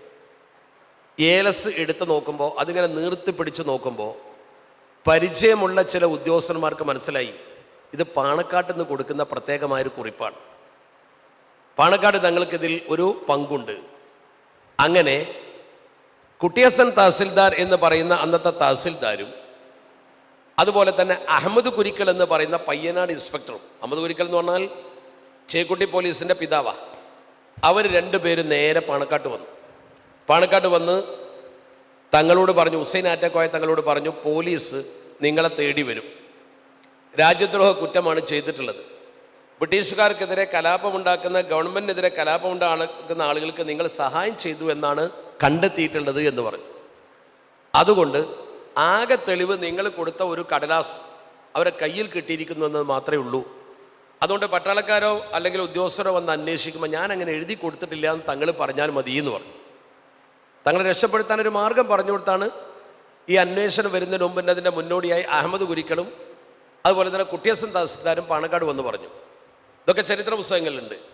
ആ സന്ദർഭത്തിൽ തങ്ങൾ ഒന്ന് തലയാട്ടി ചിരിച്ചു. യഥാർത്ഥ അന്വേഷണ ഉദ്യോഗസ്ഥർ വന്നു. തൃക്കളൂർ സമരത്തിലെ ആ ആളുകൾക്ക് നിങ്ങൾ പ്രചോദനം നൽകി എടുത്തു കൊടുത്തു, അത് ശരിയല്ലേ എന്ന് ചോദിച്ചു. അത് ശരിയാണ്, ഞാൻ കൊടുത്തിട്ടുണ്ട് എന്ന് പറഞ്ഞു. കറക്റ്റായിട്ട് പറഞ്ഞു, കളവ് പറയില്ലല്ലോ. അത് പറഞ്ഞതോടുകൂടി അറസ്റ്റ് വാറണ്ട് പുറപ്പെടുവിച്ചു. അദ്ദേഹത്തെ അറസ്റ്റ് ചെയ്തു. ജനങ്ങൾ പ്രകോപിതരായെങ്കിലും അദ്ദേഹം തന്നെ ശാന്തരാക്കി. നേരെ അദ്ദേഹത്തെ കൊണ്ടുപോയി അദ്ദേഹം വെല്ലൂരിൽ ജയിലിൽ ലോക്ക് ചെയ്യപ്പെട്ടു. അവിടെ വെച്ചാണ് അദ്ദേഹം മരിക്കുന്നത്. ആ സന്ദർഭത്തിലൊരു ചരിത്രം പറയാറുണ്ട്. അത് ആധികാരികമാണ് എന്ന് നമ്മുടെ പണ്ഡിതന്മാരൊക്കെ നമുക്ക് പഠിപ്പിച്ചു തന്നിട്ടുണ്ട്. ചില ചരിത്ര പുസ്തകങ്ങളിൽ എഴുതിയിട്ടുണ്ട്. അദ്ദേഹത്തെ കൊണ്ടുപോകുന്ന സന്ദർഭത്തിൽ, ഹുസൈനാറ്റക്കോയ തങ്ങളെ കൊണ്ടുപോകുന്ന സന്ദർഭത്തിൽ ഒറ്റപ്പാലത്തിനടുത്ത് ലക്കിടി എന്ന് പറയുന്ന സ്ഥലമുണ്ട്. ലക്കിടി എന്ന് പറഞ്ഞാൽ ബ്രിട്ടീഷുകാർക്കെതിരെ പൊരുതിയിരുന്ന ബഹുമാന്യനായ ഷഹീദ മില്ലത്ത് ടിപ്പു സുൽത്താൻ തൻ്റെ കോട്ടയിലേക്ക് വിറക് സ്വീകരിച്ചിരുന്ന സ്ഥലമാണ് ലക്കിടി. വിറകാണ്. ആ പ്രദേശത്ത് റെയിൽവേ സ്റ്റേഷനൊന്നും ഉണ്ടായിരുന്നില്ല. അവിടെ എത്തിയപ്പോൾ അദ്ദേഹത്തിന് ഭാരതപ്പുഴയുടെ തീരാണ്. അദ്ദേഹം ആ കൊണ്ടുപോകുന്ന തീവണ്ടിയിലെ ഉദ്യോഗസ്ഥരോട് പറഞ്ഞു, എനിക്ക് നിസ്കരിക്കണം, അതിന് ഒന്നുകു ചെയ്യണം. ആ സാധാരണ തീവണ്ടിയിൽ സൗകര്യം ഉണ്ടാവും, ഈ തീവണ്ടി സൗകര്യം ഇല്ലാതിരിക്കാം. അങ്ങനെ അദ്ദേഹം ആവശ്യപ്പെട്ടപ്പോൾ അവർ നിർത്താൻ തയ്യാറായില്ല. അദ്ദേഹം തൻ്റെ കയ്യിലുള്ള വടി കൊണ്ട് ഒന്ന് കുത്തി. എന്തോ ഒരു തകരാറ് കാരണം ട്രെയിൻ അവിടെ നിന്നു. അദ്ദേഹം ഇറങ്ങി പുഴത്തീരത്ത് വന്ന് അദ്ദേഹം പുഴയിൽ നിന്ന് ഉദു എടുത്ത് നിസ്കരിച്ചു. നിസ്കാരം കഴിഞ്ഞ് അദ്ദേഹം വണ്ടിയിൽ കയറി വണ്ടി ഓടുകയും ചെയ്തു. പ്രശ്നം തീരുകയും ചെയ്തു. വണ്ടിക്കെന്തോ ഒരു ടെക്നിക്കൽ കംപ്ലൈൻ്റ് ആണ് എന്നാണ് ഉദ്യോഗസ്ഥർ മനസ്സിലാക്കിയത്. അത് പരിശോധിക്കാൻ വേണ്ടി ഉത്തരവിട്ടു. പരിശോധിച്ചു. ഈ സ്ഥലത്ത് വന്ന് പരിശോധിച്ചു, ഒന്നും കാണുന്നില്ല. അങ്ങനെയാണ് പിന്നീട് ആ സ്ഥലത്ത് ലക്കിടി എന്ന് പറയുന്നൊരു സ്റ്റേഷൻ ചെറുതായി ഉണ്ടായത് എന്ന് പറയപ്പെടുന്നു. അങ്ങനെ ചില ചരിത്ര പുസ്തകത്തിലൊക്കെ വായിച്ചിട്ടുണ്ട്. അതിനെ നിഷേധിക്കാനോ സ്ഥിരീകരിക്കാനോ ഉള്ള സമയമല്ല ഇപ്പോൾ. നമ്മൾ ഈ ചരിത്രമാണ് പറയുന്നത്. അപ്പോൾ ചുരുക്കത്തിൽ അത് സംഭവിച്ചുകൂടായികയൊന്നുമില്ല. അദ്ദേഹം ഒരു വാഹനത്തോടെ നിൽക്കാൻ പറഞ്ഞാൽ അള്ളാഹു നിർത്തിക്കൊടുക്കുകയില്ല എന്നൊന്നും നമുക്ക് പറയാൻ കഴിയില്ല. അങ്ങനെ നമ്മുടെ വിശ്വാസത്തിൻ്റെ ഭാഗം തന്നെ. അങ്ങനെ എത്രയോ അത്ഭുതങ്ങൾ ഉണ്ടായിട്ടുണ്ട്. അതിരിക്കട്ടെ, ആ അത്ഭുതങ്ങളെക്കുറിച്ചല്ല നമ്മുടെ ഇപ്പോഴത്തെ ചർച്ച. ഇവിടെ നമ്മൾ മനസ്സിലാക്കേണ്ട പ്രധാനപ്പെട്ട കാര്യം, ബഹുമാനപ്പെട്ട തങ്ങൾ ബ്രിട്ടീഷുകാർക്കെതിരെ അണിനിരക്കുകയും ഈ സ്വാതന്ത്ര്യ സമരത്തിൽ ഒരു രക്തസാക്ഷിയെ പോലെ അദ്ദേഹം അറസ്റ്റ് ചെയ്യപ്പെട്ട് മരണപ്പെടുകയും ചെയ്ത സാഹചര്യത്തിൽ അദ്ദേഹത്തിൻ്റെ മഹത്വം നാടാകെ പരന്നു. ഉമർ ഖാദി തങ്ങളുടെ മഹത്വം എല്ലാവർക്കും അറിയാം, മമ്പറം തങ്ങളുടെ മഹത്വം എല്ലാവർക്കും അറിയാം. അത് കേവലം ഒരു സയ്യിദ് എന്നതിലുപരി അവർ രാജ്യത്തിൻ്റെ സേവനത്തിന് വേണ്ടി ചെയ്ത സമൂഹ നിർമ്മിതിയിലെ പ്രധാനപ്പെട്ട ഒരു ഘടകമായ സ്വാതന്ത്ര്യ സമരത്തിന് പ്രചോദനം നൽകി എന്നതാണ്. ആ പ്രചോദന പ്രവർത്തനം മുന്നോട്ട് പോയി. അങ്ങനെ ബഹുമാനപ്പെട്ടവർ മരണപ്പെട്ട ശേഷം പിന്നീട് ആ ഫാമിലിയിൽ അദ്ദേഹത്തിൻ്റെ മകനാണ് സയ്യിദ് മുഹമ്മദ് കോയഞ്ഞിക്കോയ എന്ന് പറയുന്ന തങ്ങൾ. സയ്യിദ് മുഹമ്മദ് കോയഞ്ഞിക്കോയ തങ്ങൾ. മലപ്പുറത്ത് ചെന്നാൽ കാണാം, ബഷീർ ശിഹാബിൻ്റെ വീട്ടിൻ്റെ മുറ്റത്ത് അദ്ദേഹത്തിൻ്റെ ഖബറുണ്ട്. അതാണ് ഒരു ഉപ്പാപ്പ. ഈ സയ്യിദ് മുഹമ്മദ് കോയഞ്ഞിക്കോയ തങ്ങളുടെ മകനാണ് ബഹുമാനപ്പെട്ട പാണക്കാട് PMSA പൂക്കോയ തങ്ങൾ. ആ പരമ്പര അങ്ങനെ വരുന്നത്. ഇനി നിങ്ങൾ ഒന്നുകൂടി പുറകോട്ട് പോയാൽ പെട്ടെന്ന് നിങ്ങൾക്ക് മനസ്സിലാക്കാൻ ഞാൻ പറഞ്ഞുതരാം. ഒന്ന്, ആദ്യമായി മലബാറിലേക്ക് കടന്നു വരുന്ന പാണക്കാട് കുടുംബത്തിലെ ഒന്നാമത്തെ കണ്ണി സയ്യിദ് ശിഹാബുദ്ദീൻ അലിയുൽ ഹദറമി. അദ്ദേഹത്തിൻ്റെ മകൻ കോഴിക്കോട്ട് താമസമാക്കിയ ഹുസൈൻ മുല്ലക്കോയ തങ്ങൾ. ഹുസൈൻ മുല്ലക്കോയ തങ്ങളുടെ മകൻ മലപ്പുറത്തേക്ക് മാറി താമസിച്ച സയ്യിദ് മുഹ്ലാറുൽ ഹദറമി. മുഹ്ലാറുൽ ഹദറമി തങ്ങളുടെ മകൻ പാണക്കാട്ടേക്ക് മാറി താമസിച്ച ബഹുമാനപ്പെട്ട സ്വാതന്ത്ര്യ സമര പോരാളി ഹുസൈൻ ആറ്റക്കോയ തങ്ങൾ. ഹുസൈൻ ആറ്റക്കോയ തങ്ങളുടെ മകൻ കോയഞ്ഞിക്കോയ തങ്ങൾ. കോയഞ്ഞിക്കോയ തങ്ങളുടെ മകൻ PMSA പൂക്കോയ തങ്ങൾ. അവിടെയാണ് ആ പരമ്പരയുടെ വേരെത്തി നിൽക്കുന്നത് കറക്റ്റായിട്ട്. ഇതിനിടയ്ക്ക് ഇവർക്ക് വേറെ മക്കളൊക്കെ ഉണ്ട്. ആ പരമ്പരയിലൂടെ വരുന്നത് വേറെ വേണമെങ്കിൽ നമുക്ക് പറയാം. സമൂഹത്തിൽ ഒരുപാട് സ്വാധീനം ചെലുത്തിയ പ്രഗത്ഭരായ സയ്യിദന്മാരുണ്ടായിട്ട് അതിലേക്ക് നമുക്ക് എത്താം. ഇപ്പം ഞാൻ ഈ പറഞ്ഞ ആ പരമ്പര കൃത്യമായി നിങ്ങൾ മനസ്സിലാക്കണം. ഒന്ന്. രണ്ട്, ഇദ്ദേഹം അഥവാ PMSA പൂക്കോയ തങ്ങൾ ചെറിയ കുട്ടിയായിരിക്കുന്ന സമയത്ത് തന്നെ പിതാവ് മരിച്ചു. പിതാവ് എന്ന് പറഞ്ഞാൽ കോയഞ്ഞിക്കോയ തങ്ങൾ മരിച്ചു. കോയഞ്ഞിക്കോയ തങ്ങൾ മരിച്ചതോടുകൂടി കോയഞ്ഞിക്കോയ തങ്ങൾക്കൊരു അനുജനുണ്ടായിരുന്നു, അലി പൂക്കോയ തങ്ങൾ. അലി പൂക്കോയ തങ്ങൾ എന്ന് പറയുന്ന അനുജൻ രണ്ട് കാര്യം അദ്ദേഹത്തെക്കുറിച്ച് മനസ്സിലാക്കണം. ഒന്ന്, അന്ധനാണ്, അദ്ദേഹത്തിന് കണ്ണ് കാണൂല. രണ്ടാമത്തെ ഒന്ന്, അദ്ദേഹത്തിന് മക്കളുമില്ല. ഇവിടെ ഈ ഒരു ചരിത്രം പറയാറുണ്ട്. ചില പുസ്തകങ്ങളൊക്കെ ഞാൻ വായിച്ചിട്ടുണ്ട്. സ്വാതന്ത്ര്യ സമര പോരാളികളെ തിരൂർ റെയിൽവേ സ്റ്റേഷനിൽ നിന്ന് ജയിലിലേക്ക് കൊണ്ടുപോകാൻ വേണ്ടി, ബെല്ലാരിയിലേക്കൊക്കെ കൊണ്ടുപോകാൻ വേണ്ടി മലപ്പുറത്ത് കൂടെ നടത്തി കൊണ്ടുപോകും. ഇവിടെ പൂക്കോയ തങ്ങളെക്കുറിച്ചും അതുപോലെ തന്നെ മുഹ്ലാർ തങ്ങളെക്കുറിച്ചുമൊക്കെ സർ വില്യം ലോഗൻ എഴുതിയതുപോലെ തന്നെ ഈ മാപ്പിളമാരെക്കുറിച്ച് മാപ്പിള മുസ്ലിംസ് ഓഫ് കേരള എന്ന എഴുതിയിൽ എൻ്റെ പേജ് 259 മില്ലർ സാഹിബ് എഴുതിയിട്ടുണ്ട്. The late PMSA Pookoya Thangal of Panakkad was the most reward modern Muslim religious leader in Kerala. കണ്ടോ, ഏറ്റവും ഫേമസ് ആയ ആ വാചകം നോക്ക് നിങ്ങൾ. ദ മോസ്റ്റ് റവേർഡ് എന്ന് പറഞ്ഞാൽ അറിയാലോ, റവർ എന്നൊക്കെ പറയുന്ന പോലെ, revered modern Muslim religious leader in Kerala എന്നിട്ട് ചേർത്ത് പറയുന്നു the grandson of another well known saint Sayyid Hussain Muhlar. അത്രയും പ്രാധാന്യത്തോടു കൂടി അദ്ദേഹം അത് പറയുന്നത് വളരെ പ്രധാനപ്പെട്ട ഒരു വാക്കാണ്. എന്ന് പറഞ്ഞാൽ ഇവിടുത്തെ സമൂഹ നിർമ്മിതിയിൽ അവർക്കുണ്ടായിരുന്ന പങ്കാണത് സൂചിപ്പിക്കുന്നത്. അപ്പോൾ ചുരുക്കത്തിൽ PMSA പൂക്കോയ തങ്ങൾ എന്ന വ്യക്തിയിലാണ്, മഹാനിലാണ് നമ്മൾ എത്തി നിൽക്കുന്നത്. അവരുടെ സമൂഹ നിർമ്മിതിയുടെ ചരിത്രം പറയുമ്പോൾ നിങ്ങൾ ശരിക്കും ഓർക്കണം, പാണക്കാട്ടെ പൂക്കോയ തങ്ങളും ആ കുടുംബവും നമ്മുടെ സമസ്ത കേരള ജംഇയ്യത്തുൽ ഉലമ എന്ന് പറയുന്ന വലിയ പ്രസ്ഥാനവുമായി എത്രത്തോളം ബന്ധപ്പെട്ട് കിടക്കുന്നു എന്ന് നോക്കിയാൽ തന്നെ അവരുടെ സമൂഹ നിർമ്മിതിയിലുള്ള പങ്ക് നമുക്ക് ബോധ്യപ്പെടും. നോക്കൂ നിങ്ങൾ, അദ്ദേഹം PMSA പൂക്കോയ തങ്ങൾ 1917 ജനിക്കുന്നു. ഞാൻ പറഞ്ഞ പോലെ അദ്ദേഹത്തിൻ്റെ പിതാവ് ചെറുപ്പത്തിൽ മരണപ്പെടുന്നു. പിതാവിൻ്റെ നേരെ അനുജൻ അലി പൂക്കോയ തങ്ങൾ അദ്ദേഹത്തെ വളർത്തുന്നു. അലി പൂക്കോയ തങ്ങൾ കണ്ണ് കാണാത്ത ആളായിരുന്നു. അദ്ദേഹത്തെ സംബന്ധിച്ചിടത്തോളം മക്കളില്ലായിരുന്നു.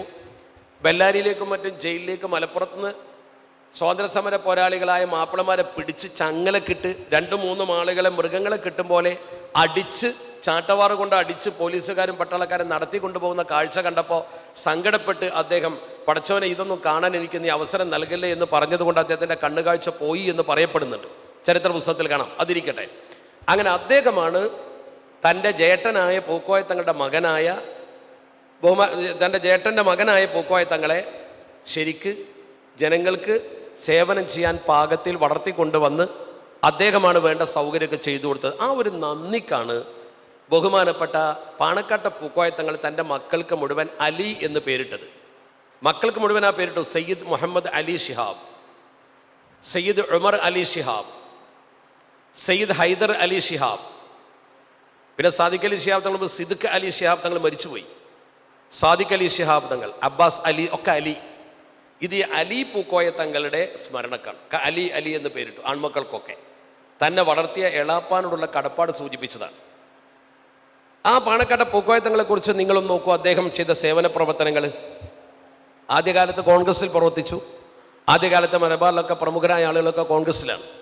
പിന്നെ മുസ്ലിം ലീഗിൻ്റെ സാന്നിധ്യം വന്നപ്പോൾ അദ്ദേഹം മുസ്ലിം ലീഗിൻ്റെ മുന്നണി പോരാളിയായി, അതിൻ്റെ നേതാവായി, അതിൻ്റെ പ്രസിഡൻ്റായി. അദ്ദേഹം 1948 ഹൈദരാബാദ് ആക്ഷൻ കാലത്ത് ജയിലിലായിട്ടുണ്ട്.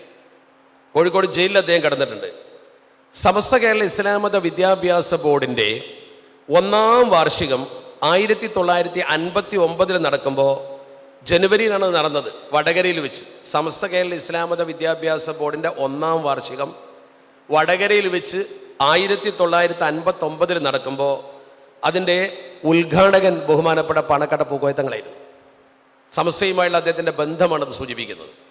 1961 ഫെബ്രുവരി 7, 8, 9 തീയതികളിൽ കക്കാട് വെച്ച് സമസ്തയുടെ 21ാം സമ്മേളനം നടന്നു. വാർഷികമല്ല, 21ാം സമ്മേളനം. ആ സമ്മേളനത്തിൻ്റെ സംഘാടക സമിതി ചെയർമാൻ പൂക്കോയത്തങ്ങളായിരുന്നു.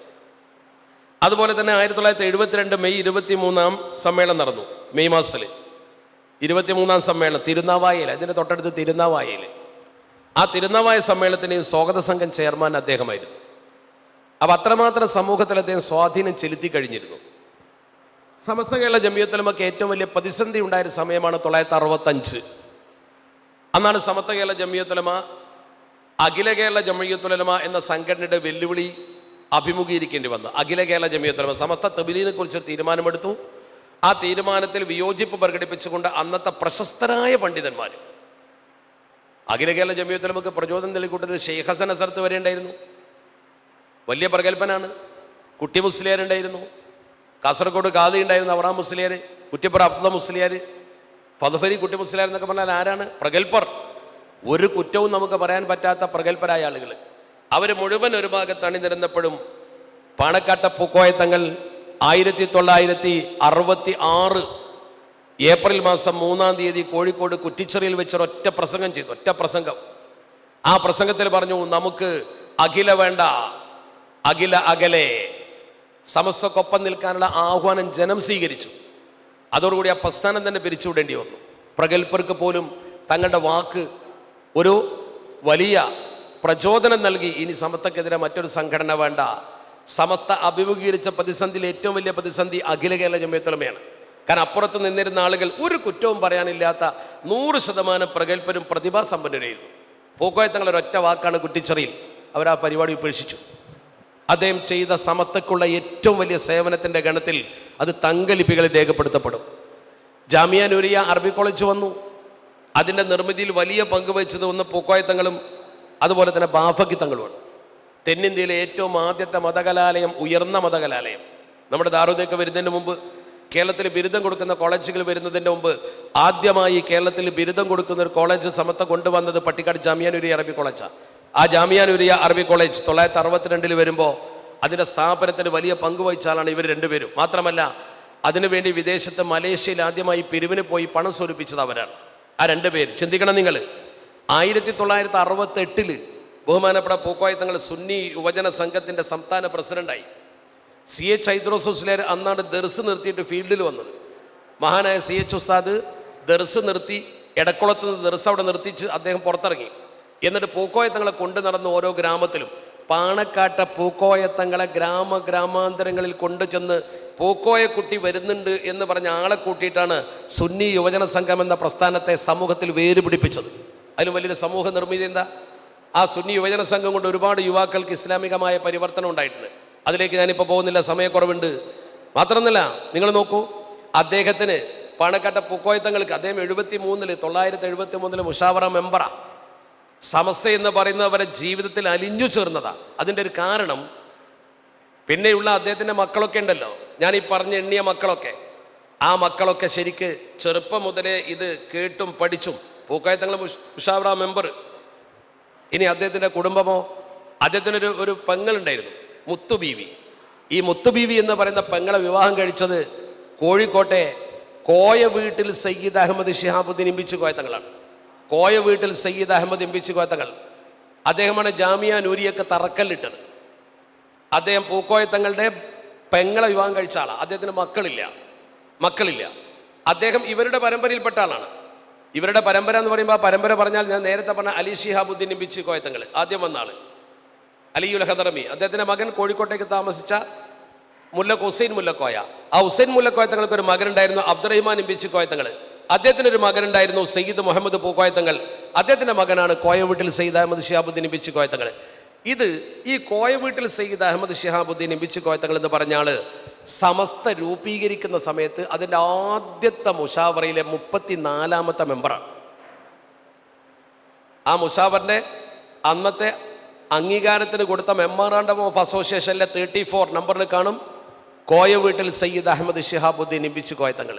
പൂക്കോയത്തങ്ങൾ അളിയന, കുട്ടികളില്ല. അദ്ദേഹത്തിൻ്റെ വീട്ടിൽ കോഴിക്കോട്ടാണ് മുഹമ്മദ് അലി ശിഹാബ് തങ്ങളും ഉമർ അലി ശിഹാബ് തങ്ങളും ഹൈദർ അലി ശിഹാബ് തങ്ങളും പ്രാഥമിക വിദ്യാഭ്യാസം നേടിയത്. അവരെ സെക്കൻഡറി വിദ്യാഭ്യാസം വരെ അവരവിടെയാണ്.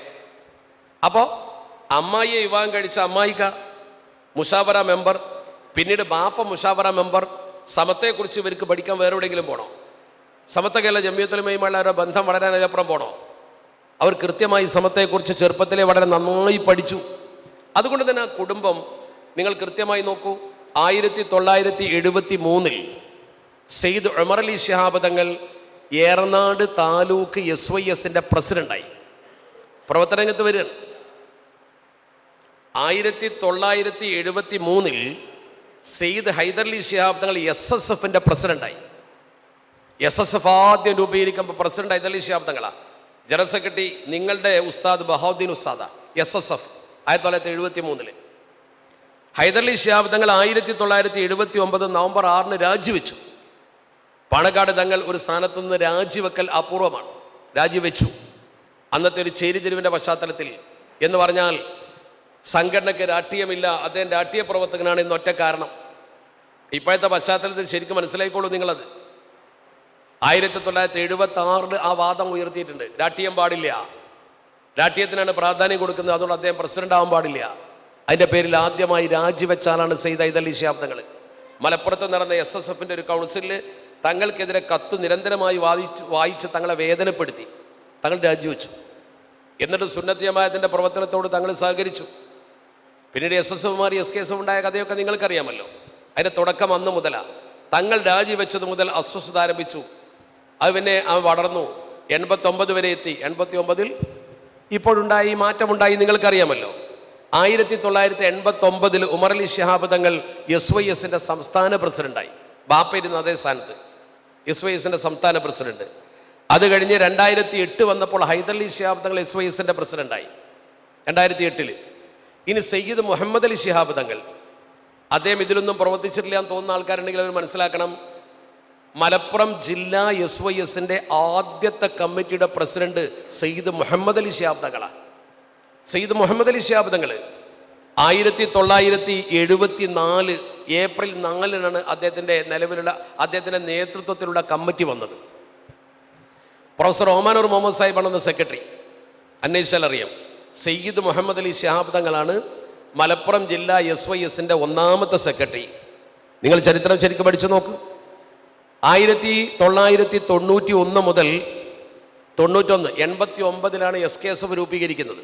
1989 രൂപീകരണ പശ്ചാത്തലം ഒക്കെ നമുക്കറിയാം. നമ്മളൊക്കെ അന്ന് പ്രവർത്തിച്ച് ആ രംഗത്ത് അടിസ്ഥാനപരമായ പ്രവർത്തനം നടത്തിക്കൊണ്ടിരിക്കുന്ന സമയമാണ്. അത് കഴിഞ്ഞ് 89 രൂപീകരിച്ച് 2 വർഷം കഴിഞ്ഞ് 1991 മുതൽ 2004 വരെ ആ സംഘടനയെ പ്രസിഡന്റ് സ്ഥാനത്തിരുന്ന് ജനകീയമാക്കിയത് സയ്യിദ് സാദിഖ് അലി ശിഹാബ് തങ്ങളാണ്. സാദിഖ് അലി ശിഹാബ് തങ്ങളാണ് ഗ്രാമാന്തരങ്ങളിൽ SKSFനെ വേര് പിടിപ്പിക്കാൻ വേണ്ടി പ്രത്യേകിച്ച് അന്ന് SSF അപ്പുറത്ത് പോയി, നമുക്കാരുമില്ല, ഒരു പണ്ഡിതൻ പോലും നമ്മുടെ സദസ്സിൽ പങ്കെടുക്കാനില്ലാത്തൊരു കാലം ഉണ്ടായിരുന്നു. SKSF അടിയിൽ നിന്ന് രൂപീകരിച്ച് കൊണ്ടുവരിക. തങ്ങൾ അതിൻ്റെ തലപ്പത്ത് നിന്നതോടുകൂടി ജനം അംഗീകരിച്ചു. 2004 കഴിഞ്ഞു. 2004 കഴിഞ്ഞപ്പോൾ 2015 വരെ അബ്ബാസ് അലി ശിഹാബ് തങ്ങൾ അതിൻ്റെ തലപ്പത്തിരുന്നു. 2015 മുതൽ ഇതുവരെ ഹമീദ് അലി ശിഹാബ് തങ്ങൾ ഇതിൻ്റെ തലപ്പത്തിരിക്കുകയാണ്. SKSന് എത്ര സെക്രട്ടറിമാർ വന്നു? അതിൻ്റെ അടുക്ക് 8ഓളം സെക്രട്ടറിമാർ വന്നു. പക്ഷേ ഒരു കുടുംബത്തിലെ ഈ 3 സഹോദരങ്ങളാണ് ആ സംഘടനയെ ഇതുവരെ നയിച്ചിട്ടുള്ളത്. ജനം കൊടുക്കുന്ന അംഗീകാരം നോക്ക് നിങ്ങൾ. അതാണ് ആ സംഘടനയ്ക്ക് അംഗീകാരം കിട്ടാനുള്ള കാരണവും, മറ്റൊന്നുമല്ല. ജനങ്ങൾ ആ സംഘടനയെ നെഞ്ചേറ്റാനുള്ള പ്രധാനപ്പെട്ട കാരണം അതാണ്. പാണക്കാട് കുടുംബത്തിൻ്റെ സമൂഹ നിർമ്മിതിയുടെ ചിത്രം കൃത്യമായി ബോധ്യവും. നമ്മളത് മനസ്സിലാക്കണം. അതുപോലെ തന്നെ നിങ്ങൾ നോക്ക്, SMFൻ്റെ തലപ്പത്ത് ഹൈദരലി ശിഹാബ് തങ്ങൾ ഇതിൻ്റെ ജനറൽ സെക്രട്ടറി ആയിട്ടുണ്ടായിരുന്നു. അദ്ദേഹം മുഷാവറ മെമ്പറായിരുന്നു. അദ്ദേഹം വിദ്യാഭ്യാസ ബോർഡിൻ്റെ ട്രഷററായിരുന്നു. അതുപോലെ തന്നെ SYSൻ്റെ പ്രസിഡന്റ് സ്ഥാനത്ത് സെയ്ദ് ഉമർ അലി ശിഹാബ് തങ്ങൾ, അദ്ദേഹം മുഷാവറ മെമ്പറായിരുന്നു. മുഷാവറയുടെ ഉത്തരവാദപ്പെട്ട സ്ഥാനത്ത് അദ്ദേഹം ഉണ്ടായിരുന്നു. വിദ്യാഭ്യാസ ബോർഡിൻ്റെ ട്രഷററായിരുന്നു. ഇങ്ങനെ നമ്മൾ ഓരോന്നും നോക്കുമ്പോൾ നമ്മുടെ സമത്വ കേരള ജംഇയ്യത്തുൽ ഉലമ എന്ന ഈ പണ്ഡിത സഭയുടെ പ്രവർത്തനത്തിൽ അവർ ചെലുത്തിയ സ്വാധീനം വലുത്. അതിന് പുറമെ രാഷ്ട്രീയ രംഗം. കാരണം നമുക്കറിയാലോ, രാഷ്ട്രീയ രംഗവും കൂടി ഇല്ലാതെ കഴിയില്ല. ശംസുൽ ഉലമയുടെ അനുമതിയോടുകൂടി ബഹുമാനപ്പെട്ട KT മാനു മുസ്ലിയാർ ഒരു വലിയ 2009 വലിയ ഒരു സമ്മേളനത്തിൽ ബോംബെയിൽ പങ്കെടുത്തു. മോർലാൻഡ് ഓഡിറ്റോറിയത്തിൽ, മോർലാൻഡ് ഹോട്ടലിൽ ഓഡിറ്റോറിയത്തിൽ മില്ലി കൗൺസിൽ രൂപീകരിക്കപ്പെടുന്ന വലിയൊരു സഭയാണ്. ഇന്ത്യൻ മുസ്ലിങ്ങളുടെ പ്രതിനിധി യോഗമാണ്. ഞാൻ ഈ പറയുന്ന കാര്യം മാനു മുസ്ലിയാർ തന്നെ എഴുതി പ്രസിദ്ധീകരിച്ച ഓർമ്മയുടെ കയ്യൊപ്പുകൾ എന്നൊരു ചെറിയ പുസ്തകമുണ്ട്. ദാറുന്നജാത്ത് ഇസ്ലാമിക് സെൻറ്റർ പ്രസിദ്ധീകരിച്ചതാണ്. ആ പുസ്തകത്തിൽ ഈ കാര്യമുണ്ട്, പഠിക്കണം നിങ്ങൾ. മാനു മുസ്ലിയാർ പറയുന്നു, ശംസുലമയുടെ അനുമതിയോടുകൂടിയാണ് അദ്ദേഹം ആ യോഗത്തിന് പോകുന്നത്. മാത്രമല്ല അവിടെ അവതരിപ്പിക്കാൻ ഒരു പ്രബന്ധം തയ്യാറാക്കിയിരുന്നു. അദ്ദേഹം സുന്നിമഹൽ, അതുപോലെ നമ്മുടെ കോഴിക്കോട് ഓഫീസ്, അവിടെയൊക്കെ എപ്പോഴും സന്ദർശിക്കുന്ന, എപ്പോഴും പ്രവർത്തകരുമായി ബന്ധപ്പെടുന്നൊരു വ്യക്തിയായിരുന്നു. ബഹുമാനപ്പെട്ട മാനു മുസ്ലിയാർ ഈ യോഗത്തിന് വേണ്ടി പോകുമ്പോൾ അദ്ദേഹം അവിടെ തയ്യാറാക്കി അവതരിപ്പിക്കുന്ന പ്രബന്ധം അദ്ദേഹം തയ്യാറാക്കി ശംസുലമൊക്കെ വായിച്ചു കൊടുത്ത് ശംസുലം അംഗീകരിച്ചു. ഞാൻ അങ്ങനെ പറയാൻ കാരണം അദ്ദേഹം ആ കാര്യത്തെക്കുറിച്ച് ചില കാര്യങ്ങളൊക്കെ ചർച്ച ചെയ്യുമ്പോൾ അത് നമുക്ക് അറിയാൻ കഴിഞ്ഞിട്ടുണ്ട്. അദ്ദേഹം അത് സംസാരിച്ചു. ശംസുലമയുടെ അനുമതിയോടുകൂടി അവിടെ ഒരു പ്രബന്ധം അവതരിപ്പിക്കുന്നത്. അവിടെ അദ്ദേഹം അവതരിപ്പിച്ച പ്രബന്ധം എന്താണ് എന്ന് ആ ഓർമ്മയുടെ കയ്യൊപ്പുകൾ എന്ന പുസ്തകത്തിൽ സൂചിപ്പിക്കുന്നുണ്ട്. അവിടെ അദ്ദേഹം അവതരിപ്പിച്ച പ്രബന്ധത്തിലെ പോയിന്റുകൾ 3 എന്താണ് ആ പോയിന്റ്? 1, അദ്ദേഹം പറയുന്നു, അതിൽ പറയുന്നുണ്ട്, ആ പുസ്തകത്തിലുണ്ട്, 1, ഇന്ത്യൻ മുസ്ലിങ്ങൾക്ക് രാഷ്ട്രീയ ബോധം അനിവാര്യമാണ്. 2, ഇന്ത്യൻ മുസ്ലിങ്ങൾ സമ്മതിദാനാവകാശം കൂട്ടായിട്ട് വിനിയോഗിക്കണം. വേറെ വേറെ സംഘടനകളിൽ അവർ ചെന്ന് ചേരുന്നത് വ്യക്തിത്വം നശിപ്പിക്കും. കായികമില്ലത്ത് പറഞ്ഞ അത് തന്നെ, രണ്ടും ഒന്നാണ്. കായികമില്ലത്ത് മുഹമ്മദ് ഇസ്മായിൽ സാഹിബ് എന്താണോ പറഞ്ഞത് അത് തന്നെയാണ് ഈ പറയുന്നത്. മുസ്ലിങ്ങൾക്ക് രാഷ്ട്രീയ സംഘടന വേണം. ആ രാഷ്ട്രീയ സംഘടന ഇല്ലാതിരുന്നാൽ നമ്മുടെ വ്യക്തിത്വം നശിക്കും. സമ്മതിദാനാവകാശം കൂട്ടമായി വിനിയോഗിക്കാൻ കഴിയില്ല എന്ന് അദ്ദേഹം അവിടെ പ്രബന്ധം അവതരിപ്പിച്ചു. അത് ശംസുലമയുടെ അറിവോടുകൂടിയാണ്. അതുകൂടി മനസ്സിലാക്കണം. സമൂഹ നിർമ്മിതിയിൽ ഏറ്റവും വലിയ പങ്ക് വഹിക്കുന്ന 3 കാര്യങ്ങളാണ്. 1, മതബോധം. എല്ലാ മതസ്ഥാപനത്തിൻ്റെ തലപ്പത്ത് പാണക്കാട് തങ്ങന്മാരുണ്ടായിട്ടുണ്ട്. എല്ലാ ദീനി സംരംഭങ്ങളുടെയും മുന്നിൽ അവരുണ്ടായിട്ടുണ്ട്. 2ാമത്തെ രാഷ്ട്രീയ ബോധം. രാഷ്ട്രീയ ബോധമാണ് നിർബന്ധമല്ലേ? രാഷ്ട്രീയ ബോധമില്ലെങ്കിൽ ഒരു സമൂഹത്തിന് എങ്ങനെ രാജ്യത്ത് മുന്നോട്ട് പോകാൻ കഴിയും? നമ്മുടെ അവകാശങ്ങൾ എങ്ങനെ പിടിച്ചെടുക്കാൻ കഴിയും? പലസ്തീനിലെ മക്കളെ നോക്ക് നിങ്ങൾ, ഒരു രാഷ്ട്രീയ അധികാരവും അവർക്കില്ല. അവർക്ക് പള്ളിയുണ്ട്, അവർക്ക് മദ്രസയുണ്ട്, അവർക്ക് ദീനി സ്ഥാപനങ്ങളുണ്ട്, സൗകര്യങ്ങളൊക്കെ ഉണ്ട്. ഒന്നുമില്ലാത്തവരൊന്നുമല്ല. പക്ഷെ അവർക്ക് രാഷ്ട്രീയ സ്വാധീനമില്ല. രാഷ്ട്രീയ സ്വാധീനമില്ലാത്തതിൻ്റെ പേരിൽ അവർ അവഗണിക്കപ്പെട്ടു. ആർക്കും അവർ വേണ്ട. ഒരു രാഷ്ട്രീയ പിൻബലം ഏതൊരു പ്രദേശത്തെ ജനസമൂഹത്തിനും അവിടുത്തെ രാജ്യത്തിന് അനുസൃതമായ ഒരു രാഷ്ട്രബോധവും രാഷ്ട്രീയ ചിന്തയും രൂപപ്പെടുത്തിയെടുത്തൊരു കൂട്ടായ്മയിലൂടെ നിൽക്കാൻ കഴിയണം. രാഷ്ട്രീയ ബോധം ഒരു കൂട്ടായ്മയാകണം. ആ ഒരു കൂട്ടായ്മയിലേക്ക് നമ്മുടെ സമൂഹത്തെ കൊണ്ടുവരണം. കേരളത്തിലെ മുസ്ലിങ്ങൾക്ക് അതുണ്ടായതിൻ്റെ ഗുണം നമ്മൾ കാണുന്നുണ്ട്. കേരളീയ മുസ്ലിങ്ങളുടെ ഈ കൂട്ടായ്മയുടെ മെച്ചം നമ്മൾ അനുഭവിക്കുന്നുണ്ട്. അപ്പോൾ ഒന്നാമതായി ദീനീ ബോധം, അതിൻ്റെ തലപ്പത്ത് ഇവരുണ്ടായിട്ടുണ്ട്. 2ാമതായി രാഷ്ട്രീയ ബോധം, അതിനെ ഇവർ നയിച്ചിട്ടുണ്ട്, നേതൃത്വം കൊടുത്തിട്ടുണ്ട്, ഇപ്പോഴും നയിച്ചുകൊണ്ടിരിക്കുന്നുണ്ട്. 3ാമത് വേണ്ടത് നമുക്ക് ഏറ്റവും പ്രധാനമായി ഐക്യമാണ്, ഒരുമയാണ്. ആ ഐക്യം, ഒരുമ, ആ ഐക്യവും ഒരുമയും ഈ സമൂഹത്തിൽ ഉണ്ടാക്കാൻ എപ്പോഴും അവർ ചെയ്യുന്ന പ്രവർത്തനം നിങ്ങൾക്കറിയാമല്ലോ. ഐക്യത്തിൻ്റെ പ്രതീകങ്ങളാണ് അവരെപ്പോഴും. എല്ലാവരെയും ചേർത്ത് പിടിച്ച് ഒരുമിച്ച് പൊതുകാര്യത്തിൽ മുന്നോട്ട് കൊണ്ടുപോകണം. പൊതുസമൂഹം ഒന്നിച്ചു നിൽക്കണം. അപ്പോൾ നമ്മൾ ഉണ്ടാക്കേണ്ട ഒരു അജണ്ടയുണ്ട്. നമുക്കൊരു അജണ്ട വേണം. ആരാൻ്റെ അജണ്ടയ്ക്ക് പിന്നാലെ പോകരുത്. നമ്മുടെ അജണ്ടയിൽ നമുക്ക് എല്ലാ കാര്യത്തിലും പരമാവധി നല്ല ദീനീ ബോധം സമൂഹത്തിന് കൊടുക്കാൻ കഴിയണം. നല്ല മതബോധം. ആ മതബോധമാണ് ദീനീ സ്ഥാപനങ്ങൾ നൽകുന്നത്. ആ മതബോധമുള്ള തലമുറയെ വാർത്തെടുക്കലാണ് നമ്മുടെ വിജയത്തിൻ്റെ ഒന്നാം ലക്ഷ്യം. അതിൽ തങ്ങന്മാരുണ്ടായിട്ടില്ലേ? ഈ സ്ഥാപനത്തെ നയിക്കുന്നതും അവരല്ലേ? നമുക്കതിന് സമത്വ കേരള ജമിയത്തുലമ എന്ന പ്രസ്ഥാനമുണ്ട്, അതിനെ നയിക്കുന്നതും അവരല്ലേ? മതബോധം. 2, നല്ല ഭൗതിക വിദ്യാഭ്യാസം. നല്ല ഭൗതിക വിദ്യാഭ്യാസം, നല്ല ടാലൻ്റുള്ള കുട്ടികളെ ഉയർത്തിക്കൊണ്ടുവന്ന് സിവിൽ സർവീസിലേക്കും KS-ലേക്കും രാജ്യത്തിൻ്റെ അഡ്മിനിസ്ട്രേറ്റീവ് ഫീൽഡിലേക്കും രാജ്യത്തിൻ്റെ ഭരണ കുഞ്ചിക സ്ഥാനത്തേക്കുമൊക്കെ നമ്മുടെ മക്കളെ അയക്കണം. ഇപ്പം നമുക്ക് ആവശ്യം അതാണ്. നിങ്ങളൊക്കെ ഒന്ന് ശരിക്കും ചിന്തിക്കണം. നിങ്ങളിത് ഏറ്റവും നല്ല IAS ഓഫീസർമാരായിട്ട് ദീനീബോധമുള്ളവർ വരണം. എല്ലാവർക്കും നീതി കൊടുക്കാൻ, മുസ്ലിങ്ങൾക്ക് മാത്രം നീതി കൊടുക്കാനല്ല, അഴിമതി ഇല്ലാതിരിക്കാൻ, ചൂഷണമില്ലാതിരിക്കാൻ, വർഗീയത ഇല്ലാതിരിക്കാൻ. മറ്റൊന്ന്, നമുക്ക് ഏറ്റവും കൂടുതൽ വേണ്ട വിദ്യാഭ്യാസ മേഖലയിലൂടെ വളർന്നു വരേണ്ട ഒന്ന് ജുഡീഷ്യറിയാണ്. ജുഡീഷ്യറി വലിയ പ്രശ്നമാണ് ഇന്ന്. നല്ല പ്രഗത്ഭരായ അഭിഭാഷകർ, അതുപോലെ തന്നെ മജിസ്ട്രേറ്റ് ടെസ്റ്റ് എഴുതി പാസ്സായ നല്ല ഉയർന്നു വരുന്ന നല്ല നിയമജ്ഞന്മാർ, ജഡ്ജിമാർ നമുക്ക് ആവശ്യം. ആ ഫീൽഡിൽ നമ്മൾ പോകണം. സിവിൽ സർവീസിലേക്ക് നമ്മൾ പോകണം. അതുപോലെ തന്നെ നീതിന്യായ വിഭാഗത്തിലേക്ക് നമ്മൾ പോകണം. ഉദ്യോഗസ്ഥ മേഖലയിലേക്ക് നമ്മൾ എത്തണം. അതാണ് 2ാമത്തെ ലക്ഷ്യം. അതിന് നല്ല ഭൗതിക വിദ്യാഭ്യാസം, മതബോധത്തോടെ. 3ാമത്തേത് സാമൂഹ്യ രാഷ്ട്രീയ ഐക്യം, ഒരുമ. ഈ 3 കാര്യം, ഈ 3 വിഷയത്തിലും ഈ കുടുംബം, നമ്മൾ ഈ ചർച്ച ചെയ്യുന്ന കുടുംബം നമ്മുടെ മുമ്പിൽ വിദ്യാഭ്യാസ രംഗത്ത് അവർ ചെലുത്തിയ സ്വാധീനം ചെറുതല്ല. വിദ്യാഭ്യാസ രംഗത്ത് അവരുടെ പ്രവർത്തനങ്ങൾ ചെറുതല്ല. സയ്യിദ് മുഹമ്മദ് അലി ശിഹാബ് തങ്ങളൊക്കെ വിദ്യാഭ്യാസ പ്രോത്സാഹനത്തിന് വേണ്ടി എന്തൊക്കെ പ്രസംഗങ്ങൾ നടത്തിയിരുന്നു. അങ്ങനെയുള്ള അദ്ദേഹത്തിൻ്റെ കീഴിലൊരു സ്ഥാപനത്തിൽ നല്ല ഭൗതിക വിദ്യാഭ്യാസ സ്ഥാപനങ്ങൾ ആരംഭിക്കാൻ, നല്ല സാങ്കേതിക വിദ്യാഭ്യാസം കുട്ടികൾക്ക് കൊടുക്കാൻ പ്രസംഗിക്കുമായിരുന്നു അദ്ദേഹം. അത് എപ്പോഴും പറയുമായിരുന്നു. ഇന്നും അങ്ങനെ തന്നെ ആ കുടുംബം. അവർ തന്നെ നല്ല വിദ്യാഭ്യാസമുള്ളവരാണല്ലോ ആ കുടുംബത്തിൽ. അബ്ബാസ് അലി ശിഹാബ് തങ്ങൾ, റഷീദ് അലി ശിഹാബ് തങ്ങൾ ഒക്കെ നോക്കൂ നിങ്ങൾ. ഉയർന്ന സാങ്കേതിക വിദ്യാഭ്യാസം നേടിയ ആളുകളാണ്, വിദ്യാഭ്യാസം പ്രോത്സാഹിപ്പിക്കുന്ന ആളുകളാണ്. തൻ്റെ മക്കളെ പൂക്കോയത്തങ്ങൾ നന്നായി പഠിപ്പിച്ചിട്ടുണ്ട്, മതബോധവും കൊടുത്തിട്ടുണ്ട്, അതുപോലെ തന്നെ പൊതുബോധവും കൊടുത്തിട്ടുണ്ട്, സാമൂഹ്യ ബോധവും കൊടുത്തിട്ടുണ്ട്. അപ്പോൾ നമ്മൾ സമൂഹത്തിൽ ഈ വിഷയമായതുകൊണ്ടാണ് ഞാനിത് പറയുന്നത്.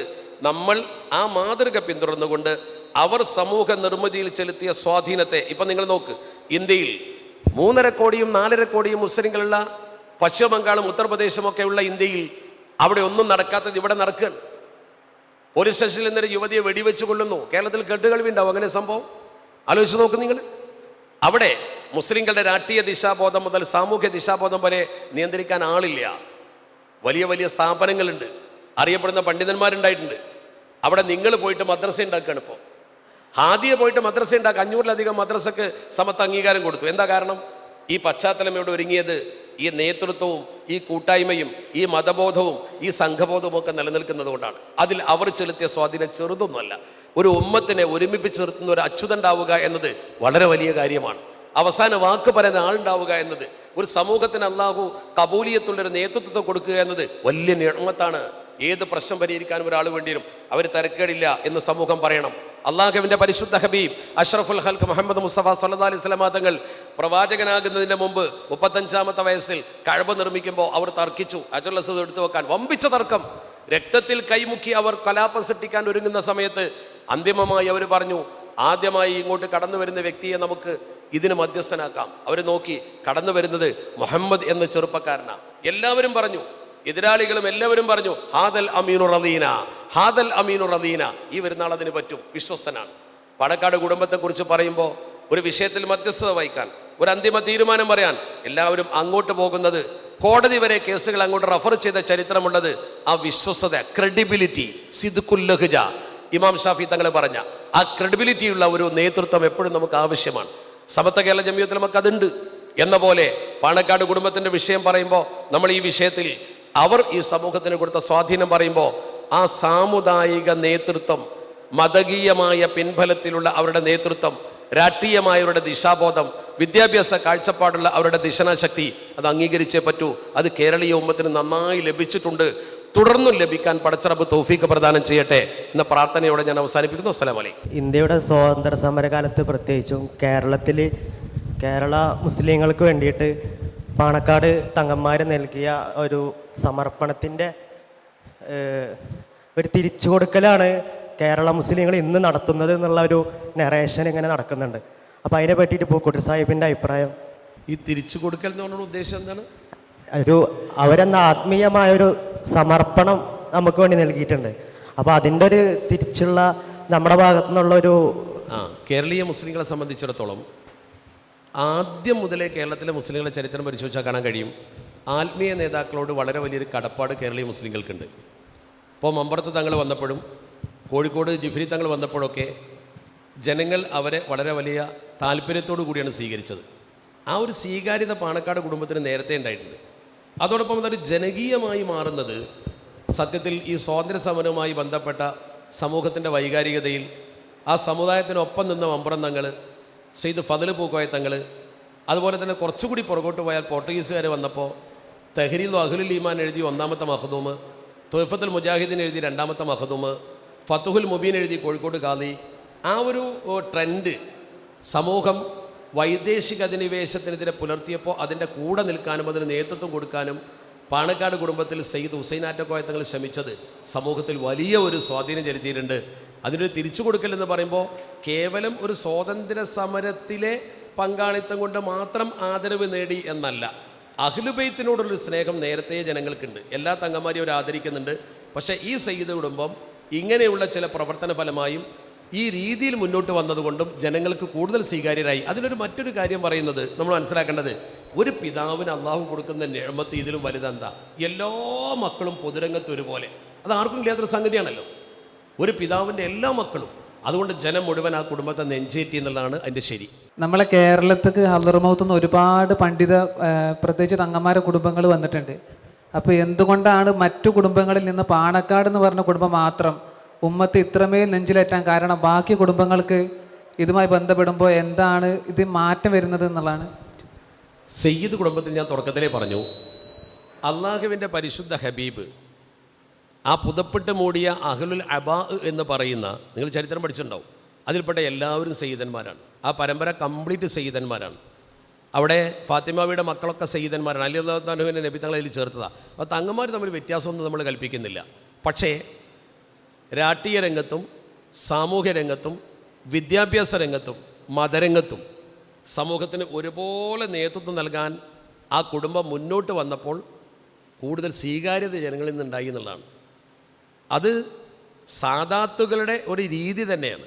പക്ഷേ മറ്റുള്ള സാദാത്യങ്ങൾ ആ രീതി, ഇപ്പോൾ വാഫക്കി കുടുംബത്തിനുണ്ടല്ലോ. എന്താ കാരണം? അവർ മുന്നോട്ട് വന്ന് നേതൃത്വം കൊടുത്ത് ഈ സമൂഹത്തെ നയിച്ചു. അതുകൊണ്ട് ആ കുടുംബത്തിനതുണ്ട്. അതുപോലെ നായകന്മാരായി സമൂഹത്തിൻ്റെ മുമ്പിൽ ജനങ്ങൾ തിരഞ്ഞെടുക്കുകയും ജനങ്ങൾ അംഗീകരിക്കുകയും ചെയ്യുന്ന ആ അൽ അഇമ്മത്തു മിൻ ഖുറൈശ് എന്നാണ്. അൽ അഇമ്മത്തു മിൻ ഖുറൈശ്, ഖുറൈശികൾപ്പെട്ട ആളുകൾക്കാണ് നേതൃത്വത്തിനുള്ള അവകാശം.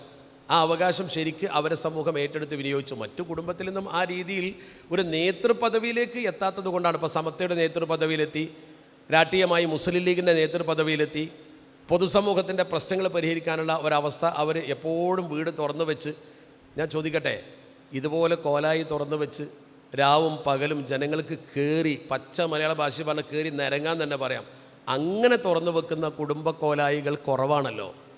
അതാണ്. അല്ലാതെ സയ്യിദന്മാർ തമ്മിൽ ഒരു വ്യത്യാസമില്ല. അപ്പം നിങ്ങളെ കൂട്ടത്തിൽ സയ്യിദ് ഒരു വിദ്യാർത്ഥിനെ, ആ സയ്യിദിനെയും മാനിക്കേണ്ടതാണ്. സയ്യിദന്മാർ തമ്മിൽ ഒരു വ്യത്യാസമില്ല, എല്ലാവർക്കും ബഹുമാനം കൊടുക്കണം. പക്ഷേ ഇവർ കുറച്ചുകൂടി ജനകീയരായി, കുറച്ചുകൂടി പൊതുരംഗത്ത് സജീവമായി എന്നുള്ളതാണ്. നമുക്കറിയാം, പണ്ടത്തെ നമ്മൾ ഉലമാക്കളും ഉമറാക്കളും ഒന്നിച്ച് ഏതൊരു കാര്യത്തിന് വേണ്ടിയിട്ട് പ്രവർത്തിച്ചിരുന്നതാണ്. പക്ഷേ ഇപ്പോൾ ഒരു അടുത്ത കാലങ്ങളായി പല വ്യത്യാസങ്ങളും ഇവിടെ കണ്ടുകൊണ്ടിരിക്കുന്നത്. അതിലേക്ക് നയിച്ച കാരണങ്ങൾ എന്തൊക്കെയാണെന്ന് വ്യക്തമാക്കിയാൽ? ആ കാരണങ്ങളെ ഇല്ലാതാക്കാനാണ് ഈ ക്ലാസ്. നിങ്ങൾക്ക് മനസ്സിലായല്ലോ. ആളുകളുടെ നിലയും വിലയും ചരിത്രവും മനസ്സിലാക്കാത്ത ആളുകളുടെ കയ്യിൽ നിന്നാണ് അത് ഉണ്ടാവുക. അത് മനസ്സിലാക്കിയ പ്രശ്നം തീരും. അതന്നെ കാനായി കുഞ്ഞിരാമനോടെ അയാളൊരു ആനയുടെ നല്ല മനോഹരമായ ഒരു ശില്പം ഉണ്ടാക്കി, ആന. അപ്പോൾ കാനായി കുഞ്ഞിരാമനോട് ഒരു പത്രപ്രവർത്തകൻ ചോദിച്ചു, ഒരു പാറയിൽ നിന്ന്, ഒരു പാറയമേലാണ് അയാൾ കൊത്തിയത്, ഒരു പാറയിൽ നിന്ന് നിങ്ങൾക്ക് നല്ലൊരാനയെ ഇതുപോലെ സൃഷ്ടിച്ചെടുക്കാൻ എങ്ങനെ കഴിഞ്ഞു എന്ന് ചോദിച്ചു. കുഞ്ഞിരാമൻ ആലോചിക്കുക പോലും ചെയ്യാതെ ഒറ്റ മറുപടി പറഞ്ഞു, ഞാൻ ആ പാറയിലേക്ക് ഇങ്ങനെ നോക്കിയിട്ട് അതിൽ ആനയല്ലാത്തതൊക്കെ ഒഴിവാക്കിയപ്പോൾ ആന ഉണ്ടായി എന്ന് പറഞ്ഞു. എന്ന പോലെ നിങ്ങൾ പറഞ്ഞ ആദ്യത്തെ ഒഴിവാക്കിയാൽ ബാക്കി റെഡിയാവും.